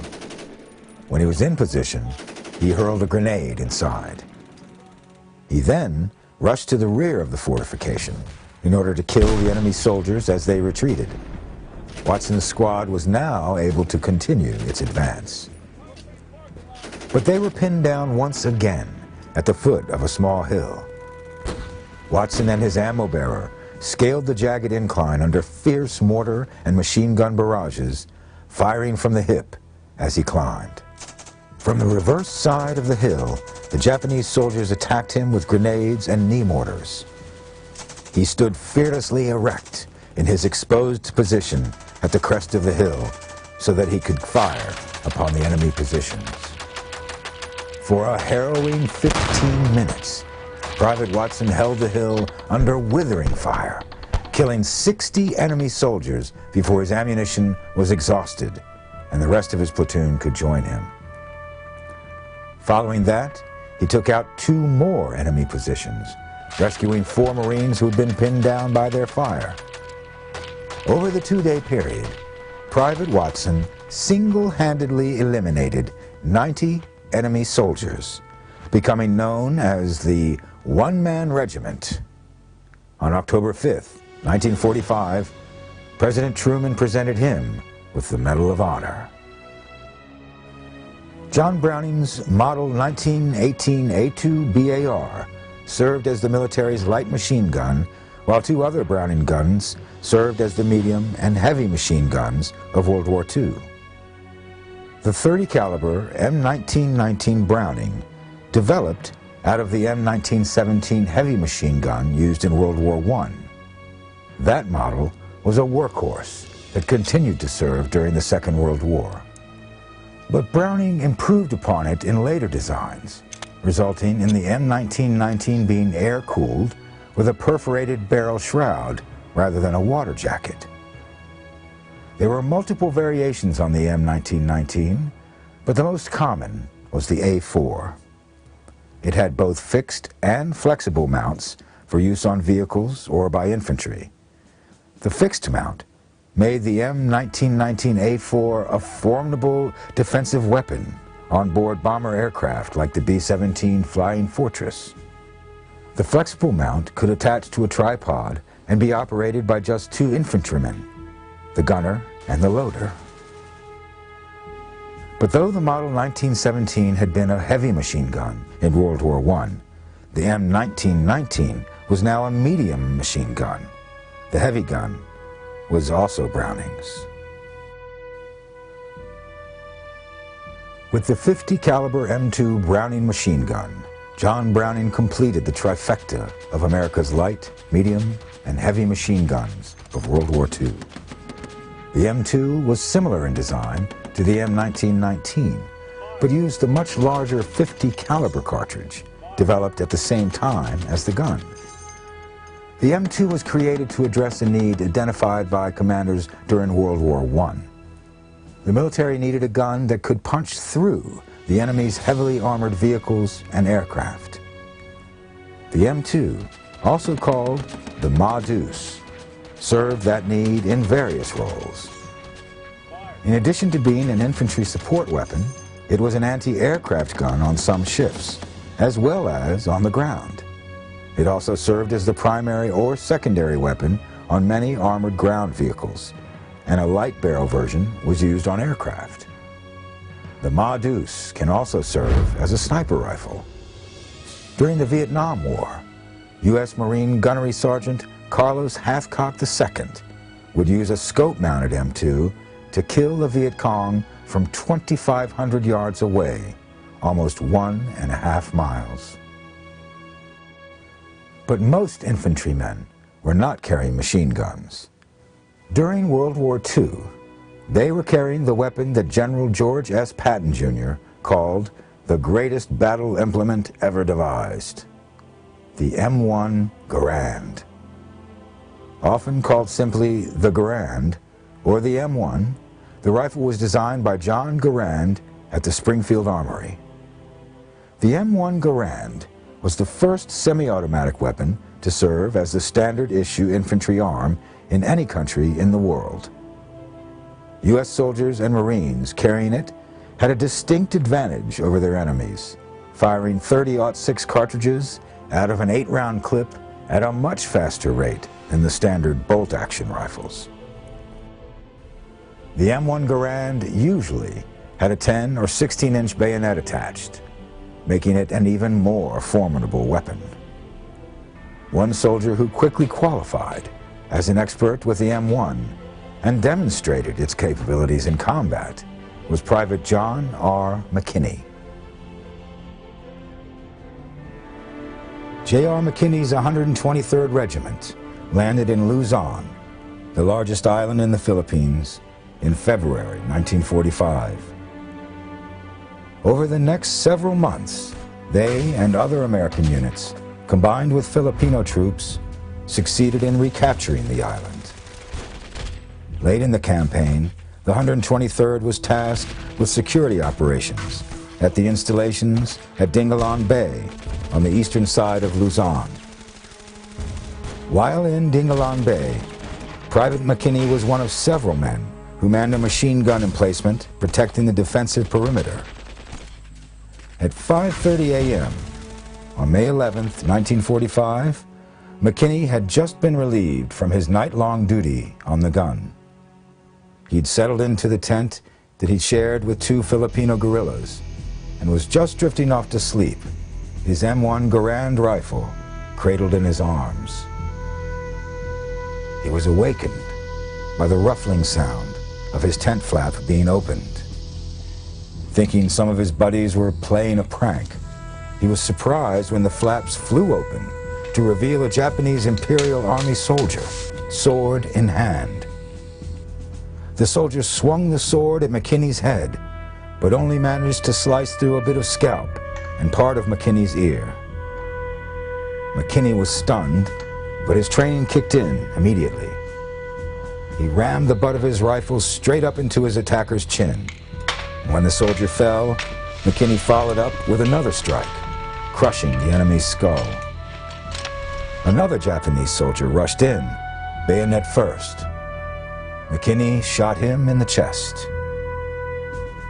As he struggled to make sense of what had just happened, gunshots outside his tent made it clear. The camp was under attack. McKinney rushed out of his tent. He could hear fighting to the north, but his responsibility was the southern perimeter, and the machine gun there wasn't firing. In the dim light, he looked over at the machine gun pit. He could see men ripping away the camouflage, struggling to maneuver the machine gun. Japanese soldiers trying to turn the gun to fire into the camp. McKinney fired his rifle, killing the two men. He then spotted two more Japanese nearby, moving towards the command tent. They spotted him in the same moment, but McKinney fired first. 2 headshots, and the enemy's soldiers were down. He looked again at the machine gun, still unmanned. He couldn't let the enemy seize it and turn it against the American and Filipino forces. McKinney rushed to the machine gun as the sounds of battle to the north grew louder. 2 American soldiers were down near the machine gun pit. One was seriously wounded, and the other, Private First Class Morris Roberts, was trying to move the wounded man to safety. The Filipino guerrillas who had been with them had vanished, perhaps to join the explosive battle on the northern perimeter. McKinney was still on his own. Private First Class Adolph Barrett was a rifleman assigned to help protect mortars located at the rear of the machine gun emplacement. He reported what he saw. McKinney started dragging the gun to the rear so the attackers couldn't turn it on us. One of the gunners had been shot and the other was trying to evacuate him.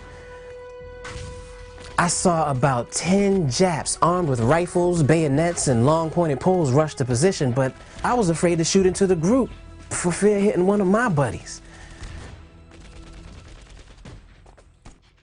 Then I was confronted by the infiltrating Japs trying to get at our mortars. Soon, I heard shrieks and screams and moans of the enemy coming from McKinney's direction. 10 Imperial Japanese soldiers swarmed toward, then into the machine gun pit. Private Roberts later described what he saw while he tried to aid his wounded comrade. McKinney fired a short burst, killing the first 2 attackers. Then the place seemed to swarm with Japs, shooting one, bashing another with his rifle butt, kicking another, then dragging at the machine gun. He attracted enough attention to enable me to get the wounded man back to a covered position for first aid. In the fight, the machine gun itself was jammed. McKinney now had only his rifle to fight off the enemy coming at him in waves. As the Japanese hurled grenades and directed knee mortar shells into the perimeter he defended, McKinney responded with accurate rifle fire, taking them down one by one. He kept moving, changing position and collecting more ammunition. Whenever his weapon ran out of ammo, he reversed it and clubbed the attackers to death with the rifle butt. At one point, he witnessed 4 Japanese soldiers moving near the position where he knew Private Roberts was caring for the wounded soldier. McKinney leapt from hiding, putting himself between the enemy and his friends. He shot 3 of the soldiers, reloaded, and shot the 4th before they were able to respond. For more than 30 minutes, Private J.R. McKinney waged a private war against overwhelming odds. He is officially credited with the deaths of 40 enemy soldiers, but some reports suggest the number was much higher. Finally, the attack on the northern perimeter was broken, and American soldiers there rushed to the southern perimeter to aid in its defense. When they arrived, they found a beach covered with the bodies of the enemy. Technical Sergeant Alfred Johnson described the scene. We found McKinney in a firing position at his machine gun, bleeding from his left ear and breathing hard. He assured us he was all right. There were 38 freshly killed Japs piled 2 and 3 deep on their approach to the emplacement and around the gun, and 2 more lay near the knee mortar. Searching the bodies for documents, we found many cracked skulls and body contusions where McKinney's rifle butt and kicking feet had done their work.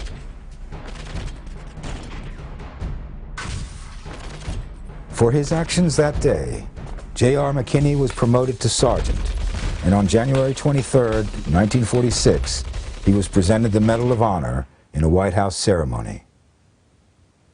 As he placed the medal around Sergeant McKinney's neck, President Truman remarked, "There is no greater honor in the world. To tell you the truth, I'd rather have earned one of these than be president." Making the rifle even more versatile, the M7 rifle grenade launcher could attach to the Garand to fire grenades. Tube-shaped, the M7 fit over the barrel of the Garand. A blank cartridge was loaded into the rifle. When fired, the rapidly expanding gas from the blank cartridge would launch the grenade hundreds of yards. The M1 Garand was the standard service rifle in World War II, but was not the appropriate arm for soldiers with specialized duties. A machine gun or mortar team, for example, was already heavily burdened. A lighter gun would be less cumbersome and better allow them to perform their duties, but handguns lacked the firepower needed when they were attacked. During World War II, German blitzkrieg attacks against strategic targets could also put headquarters staff and officers, as well as support units, into sudden combat. The solution needed was a lightweight automatic rifle. The U.S. Army looked at a dozen submitted designs in 1941 and finally selected a model submitted by Winchester, the M1 carbine. The 5-pound, 7-ounce M1 carbine fired a .30 caliber pistol round with an effective range of about 200 yards. A later model, the M1A1, added a folding metal wire stock, making it an excellent firearm for paratroopers. The M1 carbine is an extremely portable, handy weapon, very lightweight, and it fires a .30 caliber pistol cartridge. It takes a great little box magazine here, holds 20 rounds.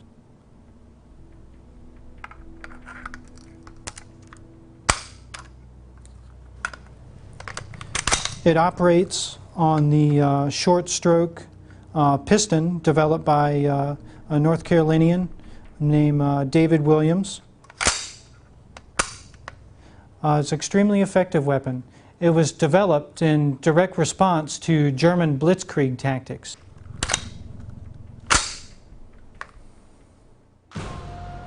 Facing the U.S. soldiers and their semi-automatic M1 Garands in the Pacific Theater of Operations were Japanese soldiers carrying bolt-action Type 99 Arisaka rifles.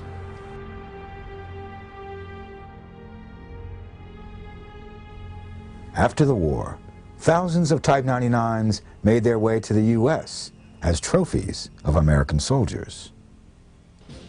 The other great Axis power, Germany, had also provided its soldiers with high-quality bolt-action rifles.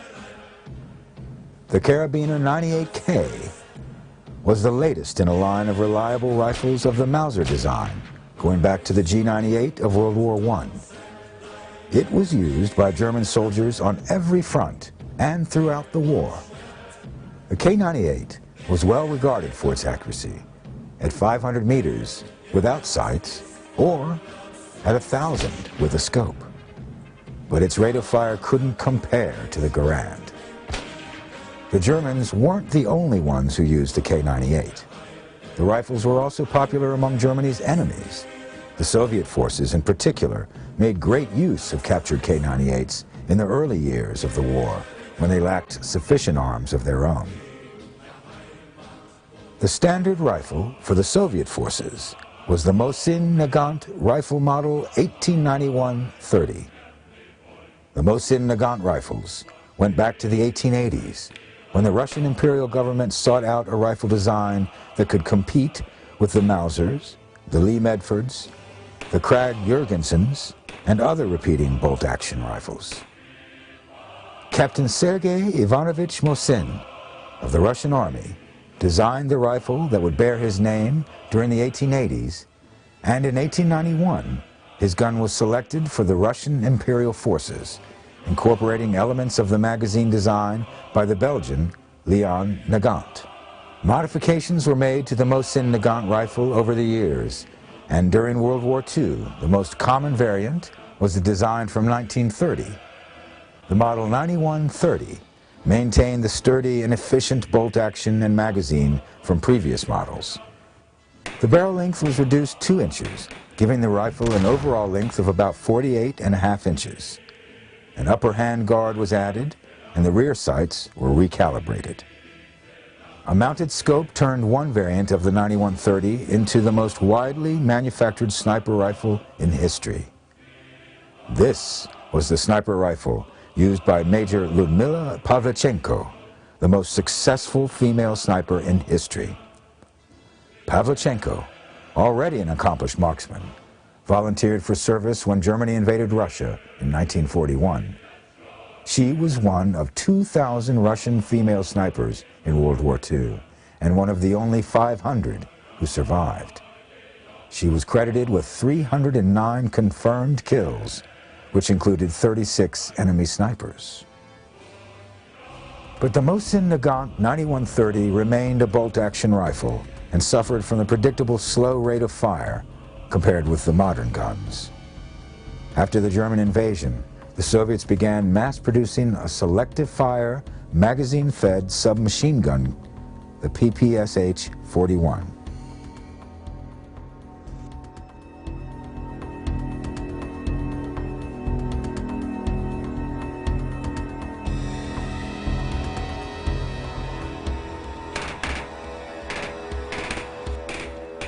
A simplified version of an earlier gun, the PPSH-41 was made almost entirely of stamped steel. This made it perfect for mass production, and by spring of 1942, factories in Moscow were stamping out 3,000 PPSH-41s a day. The U.S., with all of the industrial power it held, certainly saw the value in mass-produced weapons. In the early years of the war, the Thompson submachine gun was widely used. The U.S. paratroopers and ranger battalions in Europe found it particularly effective in special operations.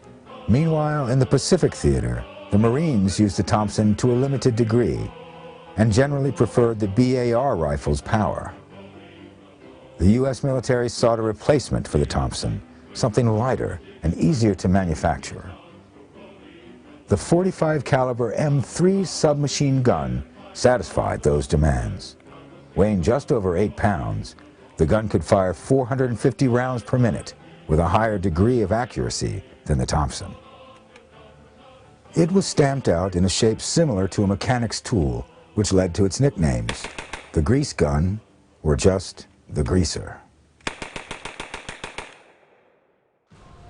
Production delays prevented the M3 from seeing much action during World War II. But it, and a later development, the M3A1, would be used a decade later in the Korean War. World War II had barely ended before the Cold War began. The Soviet Union and the United States faced each other as the world's only 2 superpowers, and their ideological differences made military conflict seem inevitable. But in those early years, though the tension was palpable, the extent of the Soviet threat was not yet clear. What was clear was the enormous cost of maintaining a large, well-equipped, well-trained army. In 1945, defense spending was almost 90% of the total spending by the federal government, up from 18% in 1940. Budget cuts reduced the forces further, and by June 1947, the Army consisted of fewer than 700,000 ground troops and 300,000 airmen. Though this was still sizable for a peacetime Army, the loss of personnel meant fewer equipment and maintenance specialists, and equipment deteriorated rapidly. Meanwhile, the country of Korea was coming out from under 40 years of control by Imperial Japan and was being split apart between communist forces in the north and nationalist forces in the south. The nation was split in half at the 38th parallel. In the south, the U.S. maintained a small number of military advisors. The Soviets dominated the northern half, which was filled with communist Korean soldiers who had just helped Mao Zedong's forces take control of China. On June 25, 1950, North Korea, with Soviet and Chinese approval, invaded South Korea. The U.S. convinced the UN Security Council to establish a United Nations Command, or UNC, to defend South Korea, under the leadership of the U.S. and General Douglas MacArthur. The U.S. would bring to the Korean conflict many of the same weapons that served them well in World War II. The M1918A2 BAR rifle, the M1 Garand, and variants like the M1C sniper rifle, the M1 carbine, and the M2 with a 30 cartridge magazine, the Thompson M1A1 and the M3A1 grease gun, the Ma Deuce heavy machine gun. The Soviet guns of World War II were also present in Korea, only this time in the hands of America's enemies. The Communist Chinese People's Volunteer Army and the North Korean People's Army were armed with licensed copies of the PPSH-41 submachine gun called the Chinese 50. They also had plenty of the original, as the Soviets provided large numbers of PPSH-41s to communist guerrilla forces. Less accurate than the M1 Garand, the PPSH-41 proved to be a powerful weapon in the close-range jungle combat that often occurred.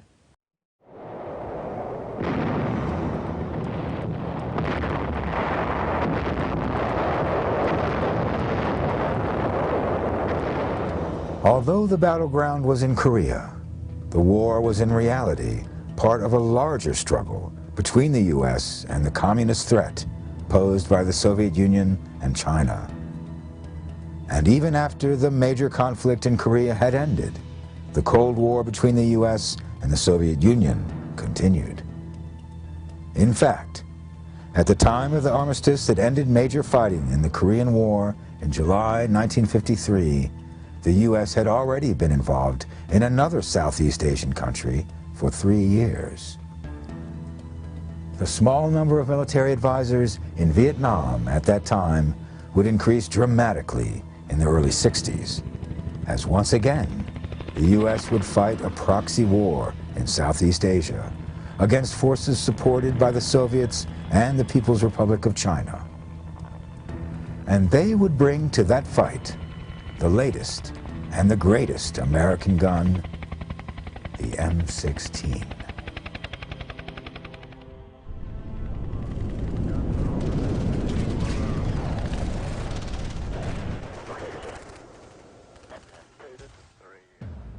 In 1948, using data from over 3 million battlefield reports from World Wars I and II, the United States recently established Civilian Operations Research Office began to issue reports on the new types of battle our soldiers were experiencing.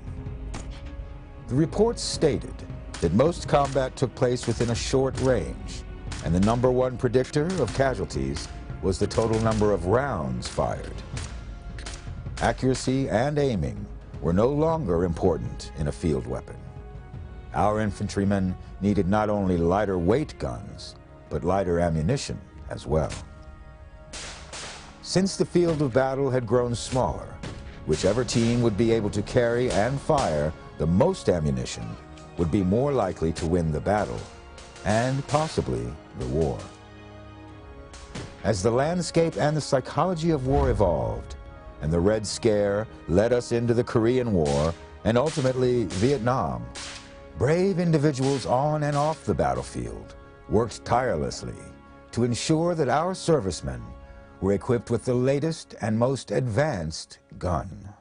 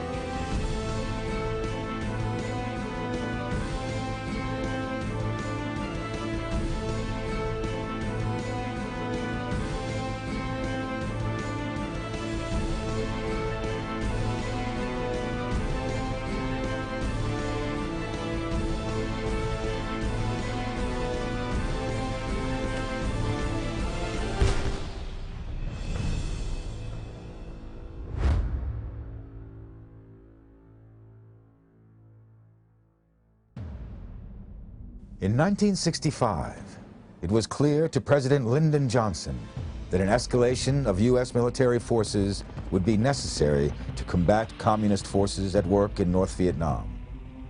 The ground war officially began for U.S. forces when 3,500 Marines were dispatched on March 8th. By December, that number had been raised to over 200,000. On a defensive mission to aid the South Vietnamese Army and its allies, United States forces would need the right weapons to combat an entirely new type of enemy on an entirely new type of battlefield. Based on a long line of experimental weapons derived from the M1, including a few designs submitted by John Garand himself, the United States military tested dozens of designs from 1945 until 1951, finally shipping the rifle that would be designated the M14 in July of 1959. However, production delays meant that the only unit to be fully equipped with the new weapon would be the 101st Airborne Division by the end of 1961. Our forces wouldn't be fully equipped with the new rifle until July of 1965.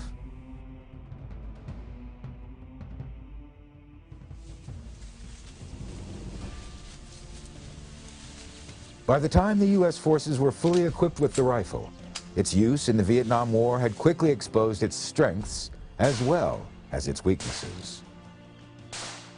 The 7.62 millimeter NATO cartridges penetrated brush and cover very well, and the weapon had a firing range of over 2,000 feet of muzzle energy. On the other hand, early models of the rifle had wooden stocks which swelled and expanded in the humid jungle climate, affecting the accuracy of the rifle. In fully automatic mode, the recoil was so intense that the firearm was nearly uncontrollable in combat, making it impossible to aim. Finally, the thick brush of the jungle, combined with the M14's length and weight, made the rifle a cumbersome burden upon the infantrymen.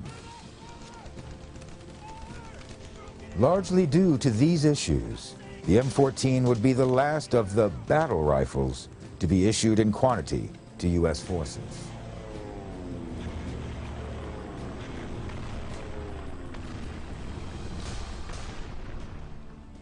Today, the M14 is mostly used as a ceremonial arm by honor guards, color guards, and drill teams, though in the 90s, the rifle was modified into the designated marksman rifle and issued to special security teams and snipers. The 1st Battalion of the U.S. Infantry Regiment is the sole remaining Army combat unit where the M14 is still standard issue. In 1966, Secretary of Defense Robert McNamara authorized the replacement of the M14 with the M16 as the standard issue service rifle. It was not met with universal approval. Many soldiers held fast to their M14s, deriding the M16 as a frail and underpowered Mattel toy. The gun was in fact very lightweight, weighing only 6 pounds when loaded with 20 rounds. The small caliber 5.56 NATO cartridge contributed to the initial concerns about the gun's lack of firepower. But testing by the United States Continental Army Command under General Willard G. Wyman concluded that an 8-man team, each armed with the M16, carried the same amount of firepower as an 11-man team carrying the M14.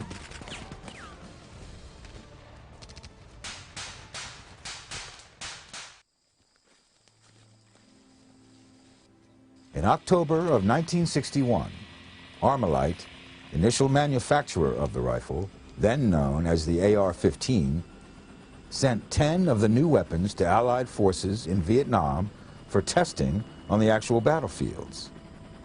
After an enthusiastic response, 1,000 more were sent to the Allies in the next year.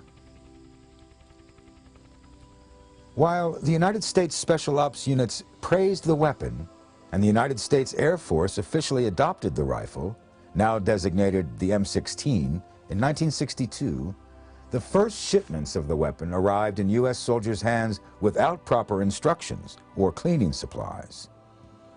Early models also lacked the chrome-lined barrel and chamber present in the M14, which did lend a ruggedness to that previous rifle not present in the M16. Dirt and corrosion from the gunpowder and oil caused a jamming flaw in the M16 known as failure to extract, where a spent cartridge case remained lodged in the chamber after firing, preventing further fire.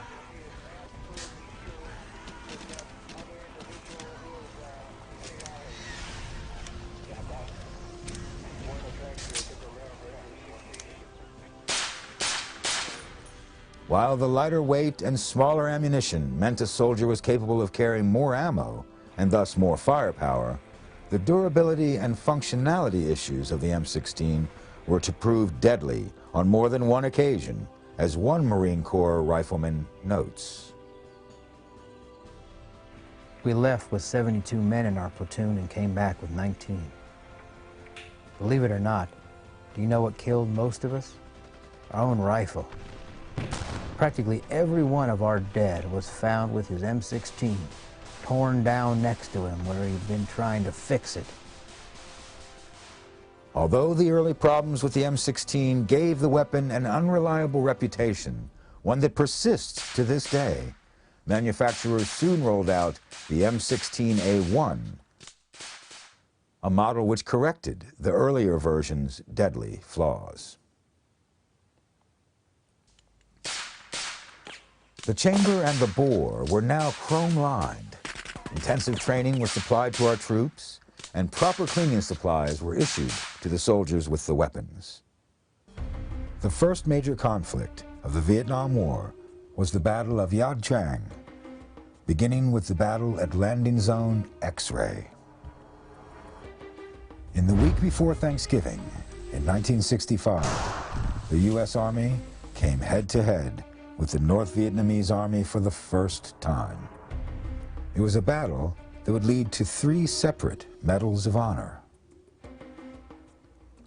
One of those was earned by First Lieutenant Walter Joseph Marm. Joe Marm was fresh out of the Officer Candidate School and the Ranger School when he was given new orders. A new Army division was being formed, the 1st Cavalry Division, and they needed officers. Lieutenant Marm was assigned to the 7th Cavalry Regiment, whose most famous commander had been General George Armstrong Custer. The new airborne units were testing the use of helicopters for cavalry, carrying loads of men quickly to where they were needed in battle. And the first battle the helicopters would carry them into was the Ia Trang, a battle that looked like it would turn into a defeat every bit as ignominious as Custer's. North Vietnamese Army, or NVA regiments, had attempted the destruction of a U.S. Special Forces camp, and the 1st Cavalry Division was pursuing them.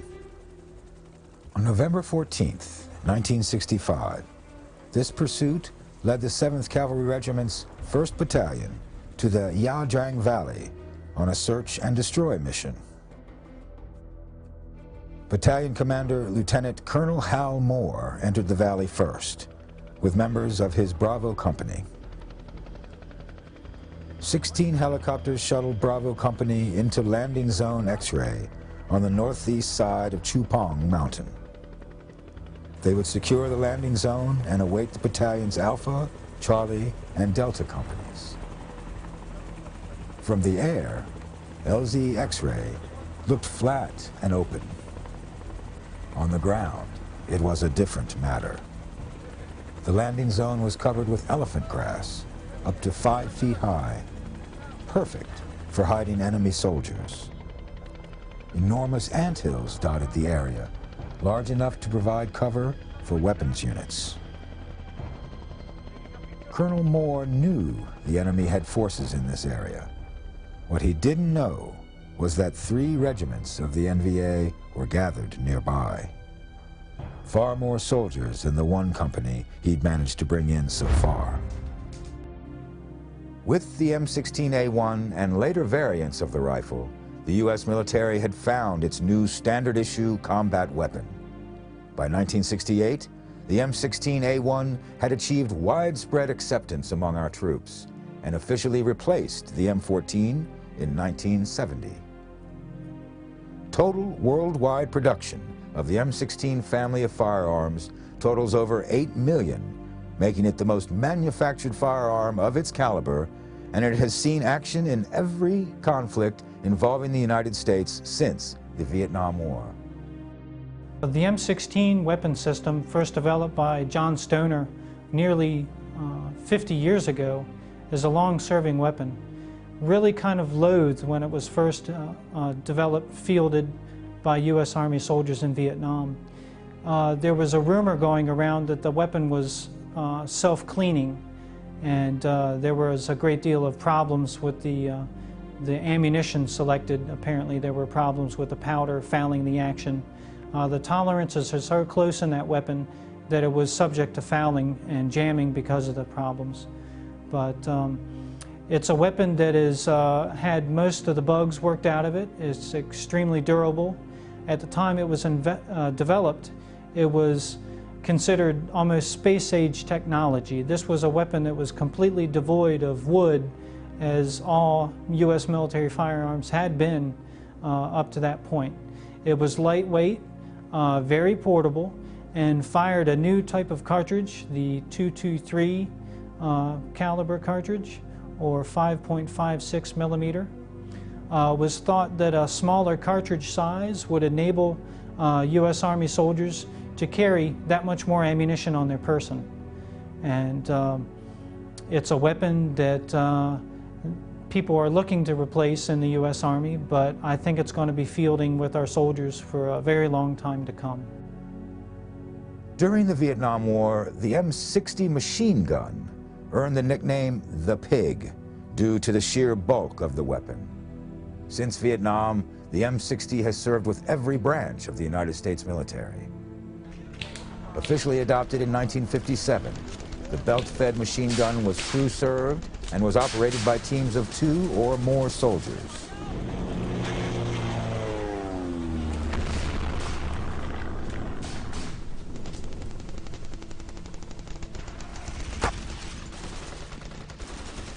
As of 2005, the M60 is still in use by the Coast Guard and the Navy. The Army still uses the M60 on helicopters as a door gun. The Marine Corps, however, has officially phased out the M60, replacing it with the upgraded M240 in the 1980s. In the 1950s, Project Niblick sought to create a weapon for U.S. soldiers that would fire an explosive projectile farther than a grenade rifle, but be more portable than a mortar. The project was able to create a 40 by 46 millimeter grenade, but unable to create a launcher that was effective with more than a single shot. The M79 was first adopted by the United States military on December 15, 1960, and saw wide distribution throughout the squads in Vietnam the following year. Earning the nicknames Thumper, Blooper, and the Bloop Tube because of the weapon's distinct report, the M79 grenade launcher was able to fire a variety of 40mm rounds, including explosive, smoke, and illumination rounds. A compact grenade launcher came in handy during the years in Vietnam, especially in penetrating doors, windows, and soft-skinned vehicles, as well as causing casualties in groups of enemies either during melee warfare or hidden under cover of dead space. The weapon resembled a sawed-off shotgun, but even so, the grenadiers who carried the M79 shortened the barrel and the stock to make the grenade launcher even more compact. While the M79 was accurate at ranges of up to 350 meters, the single-shot design of the weapon could prove to be a drawback in a close-quarters combat situation, especially since grenadiers often only carried a knife and pistol into battle, rather than the standard issue infantry rifle. Even if a soldier had the luxury of time to reload during a battle, the M79 was at best able to fire about 6 rounds per minute.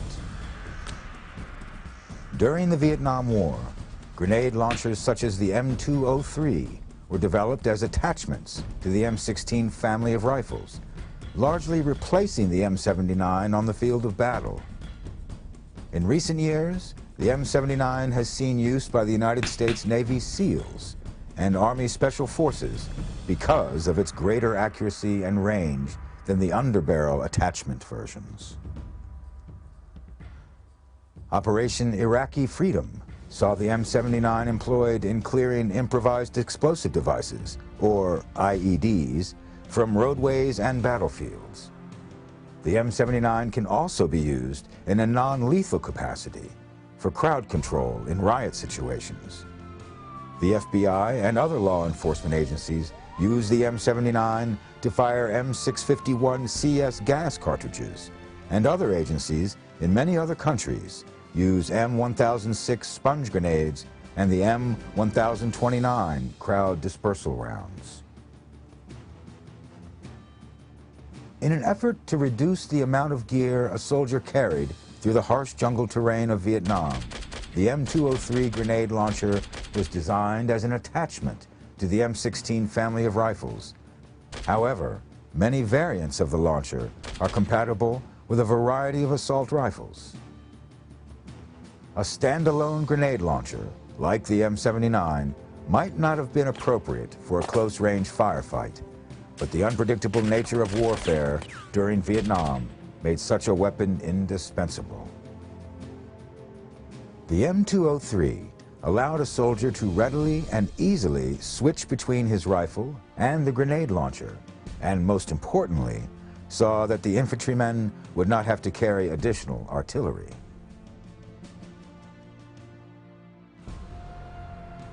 In service since 1969, the M203 continues to be used by the Marine Corps, Air Force, and Navy, but the Army soon plans to replace the M203 with the updated M320, another underbarrel grenade launcher that boasts a specialized sight for use in light and darkness, a side loading breech, and a double action firing mechanism. Attachments for other weapon systems have been inspired by the M203, such as the Heckler & Koch AG-36 for use in the German G-36 assault rifle family, as well as the Russian GP-25 for use with the AK-47 and its variants. As weapons developers in the United States learned from data acquired in World War II, so did manufacturers and designers in the Soviet Union. Inspired by the Germans' Sturmgewehr 44, a weapon that continually proved advantageous on the battlefields of World War II, Mikhail Kalashnikov began designing what would become known as one of the first true assault rifles and one of the most iconic weapons for opponents of the West. While serving as a tank commander with the Red Army in World War II, Kalashnikov was wounded in the Battle of Bryansk in October of 1941, an incident which inspired terrible flashbacks and nightmares in the senior sergeant. As he recovered in the hospital, Kalashnikov became obsessed with creating a submachine gun that would give his home country an advantage over its enemies. It is the Germans who are responsible for the fact that I became a fabricator of arms. If not for them, I would have constructed agricultural machines. The AK-47 was a hybrid of many weapons that had come before it.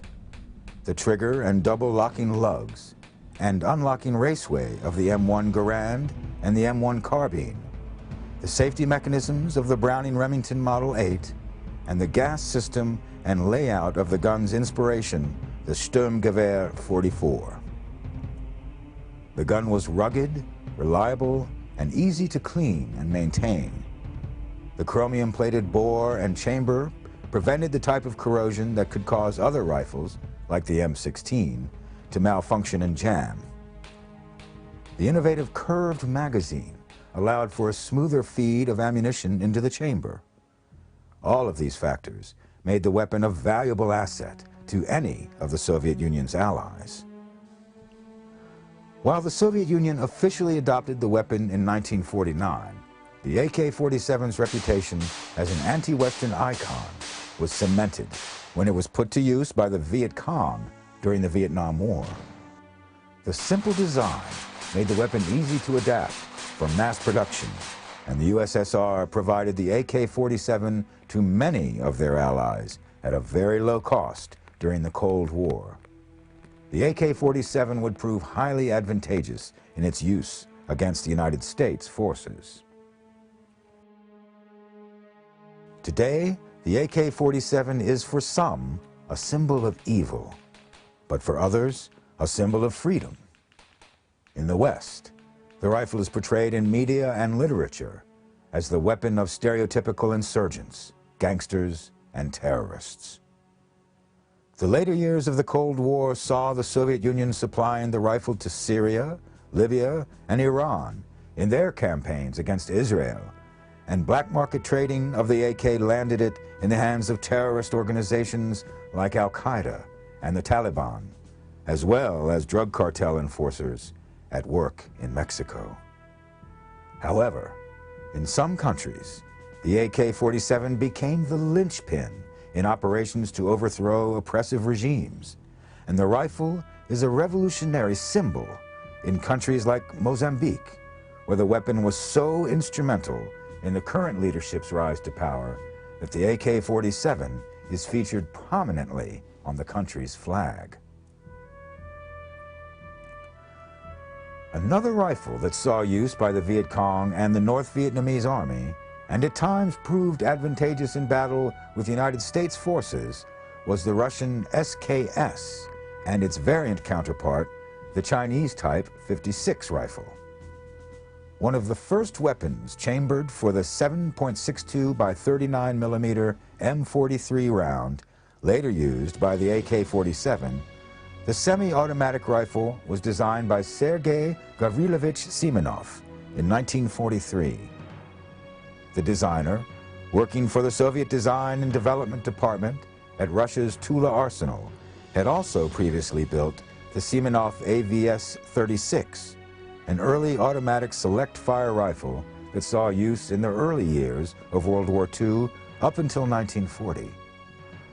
Like the United States analysts and designers, the Soviets realized that a lighter weapon firing intermediate-sized cartridges would allow soldiers to carry more ammunition and to be able to keep firing while the enemy was reloading or running out of artillery. The Russian SKS employed a traditional carbine layout, a wooden stock, and no pistol grip. The rifle is equipped with a spring-loaded blade-type bayonet. The top-loaded chamber is either loaded 1 round at a time or with a 10-round stripper clip. The weapon's ruggedness, reliability, ease of maintenance, and low manufacturing cost made up for any issues the rifle may have had, such as accuracy and what are known as slam fires. If improperly maintained, the SKS has been known to go into a slam fire, or an uncontrolled automatic fire that empties the magazine. During the Cold War, the Soviets provided either SKS rifles themselves or the plans and manufacturing rights for the rifle to many of its allies. Over a dozen countries manufactured and sold the rifle in just as many variants. As a result, there were around 15 million SKS rifles or its variants produced. Today, the SKS is used in many countries as a ceremonial arm and has become a popular collector's item the world over, even in the United States.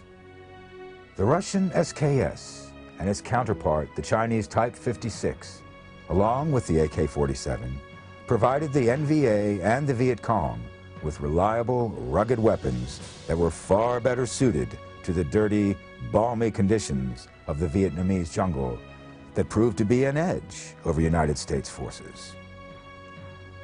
After 8 years and over 50,000 American casualties, the United States military involvement in the Vietnam War ended on August 15, 1973. 3 years later, on April 30th, 1975, the North Vietnamese forces captured Saigon, effectively ending the war and beginning the reunification of Vietnam into a communist republic once again. After the Vietnam War, the Marine Corps requested some updates to their M16 rifle based on their experiences with the gun during the war. The Marines adopted the new M16A2 in the early 1980s, with the U.S. Army following suit in the late 1980s, replacing the M16 as the standard issue infantry rifle. The M16A2 was equipped with a thicker barrel than its predecessor to resist bending on the battlefield and to combat overheating after long periods of sustained fire. When stacked up against the AK-47, I personally would prefer the Kalashnikov. I think it is a much simpler, more robust weapon. I was told by a field soldier that the scariest sound in the world is a click when you need to hear a bang. And an M16, because of its tight tolerances, it's prone to jamming, and an AK-47 is just so much simpler. And if you are looking to shoot someone, go with reliability every time, all the time. Today, M16A2s remain in service with the Army, Air Force, Navy, and Coast Guard. The Marine Corps, ever an early adopter of new weapons technology, as well as a few select units of the U.S. Army, have upgraded to the M16A4 as their go-to infantry assault rifle. Though our troops saw defeat in the Vietnam War, weapons manufacturers and designers took the lessons learned on the battlefield and sought to provide our troops with a new weapon that would bring more firepower to an individual soldier without becoming a burden too heavy to carry. An American variant of the Belgian-designed Fabrique Nationale Minimi, the M249 light machine gun, has seen combat in the hands of American soldiers in every conflict involving the United States since the 1989 invasion of Panama. Plans to develop a 5.56 caliber machine gun surfaced within the Army's Small Arms program in 1968. However, it was not believed that a weapon of that size would be useful to our soldiers. The project was not fully funded until further testing of the 5.56 cartridge revealed its superior performance. In 1976, the experimental weapon that would come to be known as the M249 light machine gun was designed, built, and tested. It seemed as if soldiers would no longer have to rely on rifles or cumbersome heavy artillery for sustained, fully automatic fire. Prior to the light machine gun, or the squad automatic weapon, as it was originally designated, the primary machine guns in use by our military were the M2 machine gun, which usually had to be mounted on a vehicle, and the M60, which was slightly more portable, but still extremely heavy. Both of the weapons required a team of at least 2 soldiers to operate efficiently. The M14 and M16 rifles, though they had fully automatic fire modes, were not designed for the sustained rapid fire that would be necessary to outgun an enemy combatant. The weapons would overheat and jam, and magazines for the rifles could only hold as much as 30 rounds, a drop in the bucket compared to the rate of fire that came with the light machine gun. The M249 light machine gun has gas-powered, open-bolt action and weighs up to 22 pounds fully loaded. The weapon is belt-fed rather than magazine-fed, but the M249 can be equipped with NATO magazines in case the gun runs out of belted ammo. This, coupled with such factors as an air-cooled replaceable barrel, allows for a firing rate of up to 800 rounds per minute. The folding bipod with adjustable legs gives the gun a steadiness and an accuracy usually only found in a rifle or heavier artillery, and the weapon has an effective range of over 1,000 yards. The M249 was officially adopted by the Marine Corps in 1984, but early issues with overheated barrels and sharp edges caused production of the weapon to be suspended the following year. The 1990s saw those issues corrected and saw the light machine gun in use by American forces in the First Gulf War, Somalia, Bosnia, and Kosovo. Beginning after September 11, 2001, United States forces entered Afghanistan as part of the War on Terror. In 2003, operations also escalated in Iraq with Operation Iraqi Freedom.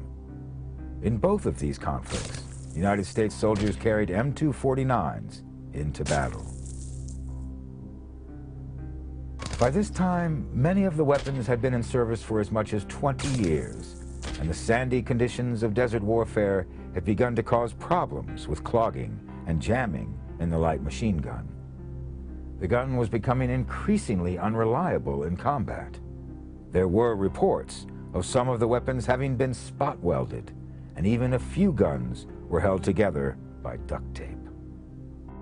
Today, the Marine Corps is testing lighter, magazine-fed alternatives to the M249, such as the M27 infantry automatic rifle, in an effort to further advance our soldiers' advantages on the battlefields of the future.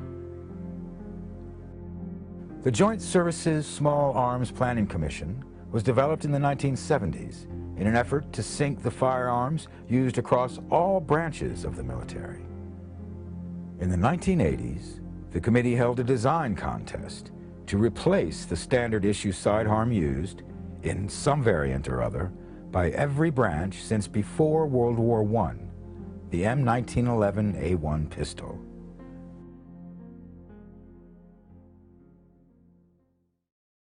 The adoption of the M9 Beretta was one of, so far, only 2 major sidearm adoption programs in a century of U.S. military history. Today, the M9 is still the standard issue sidearm across the United States Army, Navy, and Air Force. The Marine Corps has begun to replace the M9 and other field weapons with the M4 carbine rifle. Continuing to adapt weapons for close quarters combat, 1984 saw the Colt Manufacturing Company begin to design a new carbine assault rifle that would increase rate of fire and velocity while being a lighter weight rifle than its predecessor, the M16A2. Eugene Stoner, designer of the M16 and many other firearms for the Armalite Company, created the M4 carbine as a shorter and lighter variant of the M16A2. The rifles have around 80% of their parts in common.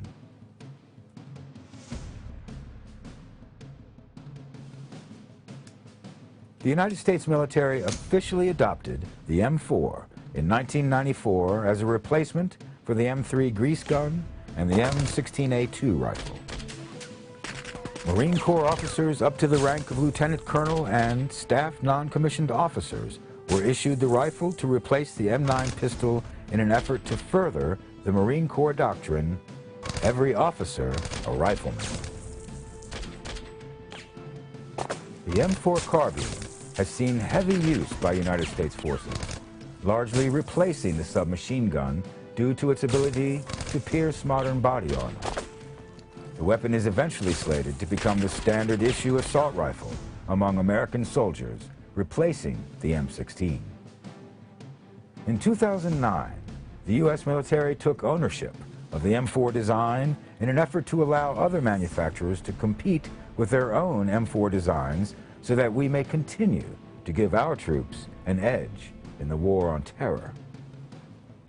From the Firelance and the Flintlock to the M16 and the M4 carbine, guns have been evolving since before the founding of our great nation.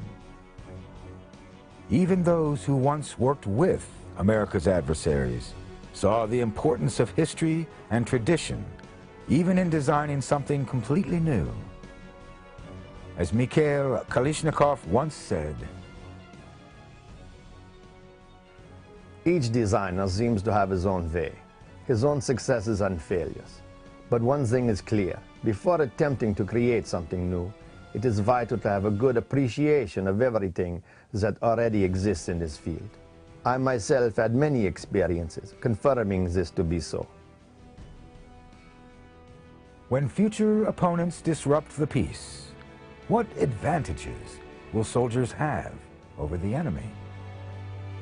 At present, the United States Army is holding a design contest seeking what has been dubbed the individual carbine. The theoretical weapon will replace even the still nebulous M4 in the hands of Army operatives, showing that the American military, designers, and manufacturers are working to ensure the future superiority of the gun and to continue the evolution of the firearm.